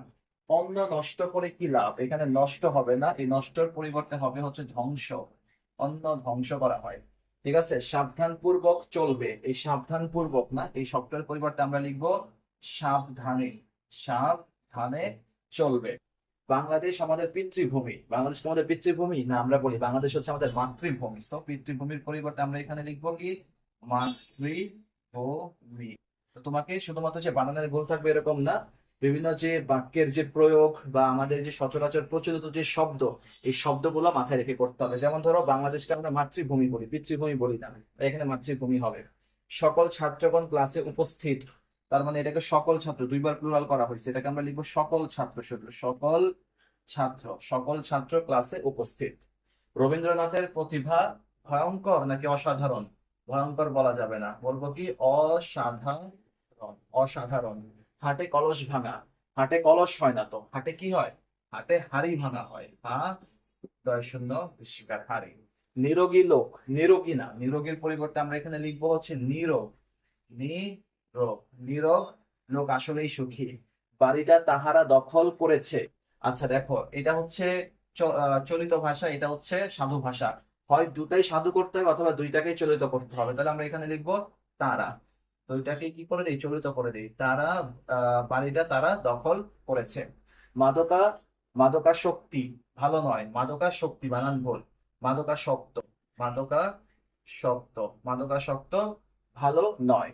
ভাতের বেগার খেতে গেলাম, ভাতের বেগার খাটলাম নাকি ভূতের বেগার খাটলাম? ভাতের বেগার না, ভূতের বেগার, ভূতের বেগার খেতে গেলাম। আচ্ছা, 10 চক্রে ঈশ্বর বোধ, ঈশ্বর না, মূল শব্দ রয়েছে 10 শব্দে, 10 চক্রে ভগবান বোধ, এখানে হবে ভগবান, ভগবান। ওকে। সূর্য উদয় হয়েছে, উদয় হয় না, সূর্য উদিত হয়েছে, কি হবে? উদিত। ঠিক আছে। এই ছিল মূলত তোমাদের সাথে আমার বাংলা দ্বিতীয় পত্রের ব্যাকরণের টোটাল বিষয়গুলো নিয়ে আলোচনা। তোমরা এখন যেটা করবা, এই ক্লাসটা যদিও খুব লম্বা না, আমি খুব গুরুত্বপূর্ণ বিষয়গুলো তোমাদের সঙ্গে তুলে ধরার চেষ্টা করছি এবং তোমরা কোন বিষয়টা বেশি বেশি করে রিভিশন করবে সেটাও তুলে ধরার চেষ্টা করছি। তোমরা এখন যেটা করো, তোমাদের যে সাপ্লিমেন্ট আছে বা বোর্ড কোশ্চেন বা টেস্ট পেপার যাই থাকুক, সেখান থেকে 2024 এবং 25 এই সালের প্রশ্নগুলো খুব বেশি বেশি করে পড়তে থাকো। আর ইনশাল্লাহ আজকে রাতে অথবা আগামীকালকে সকালের মধ্যেই নির্মিত অংশ নিয়ে তোমাদের সামনে হাজির হব। খুব মনোযোগ দিয়ে রিভিশন করতে থাকো, সময় একদম নষ্ট করো না। আজকের মতো এই পর্যন্তই, আল্লাহ হাফেজ।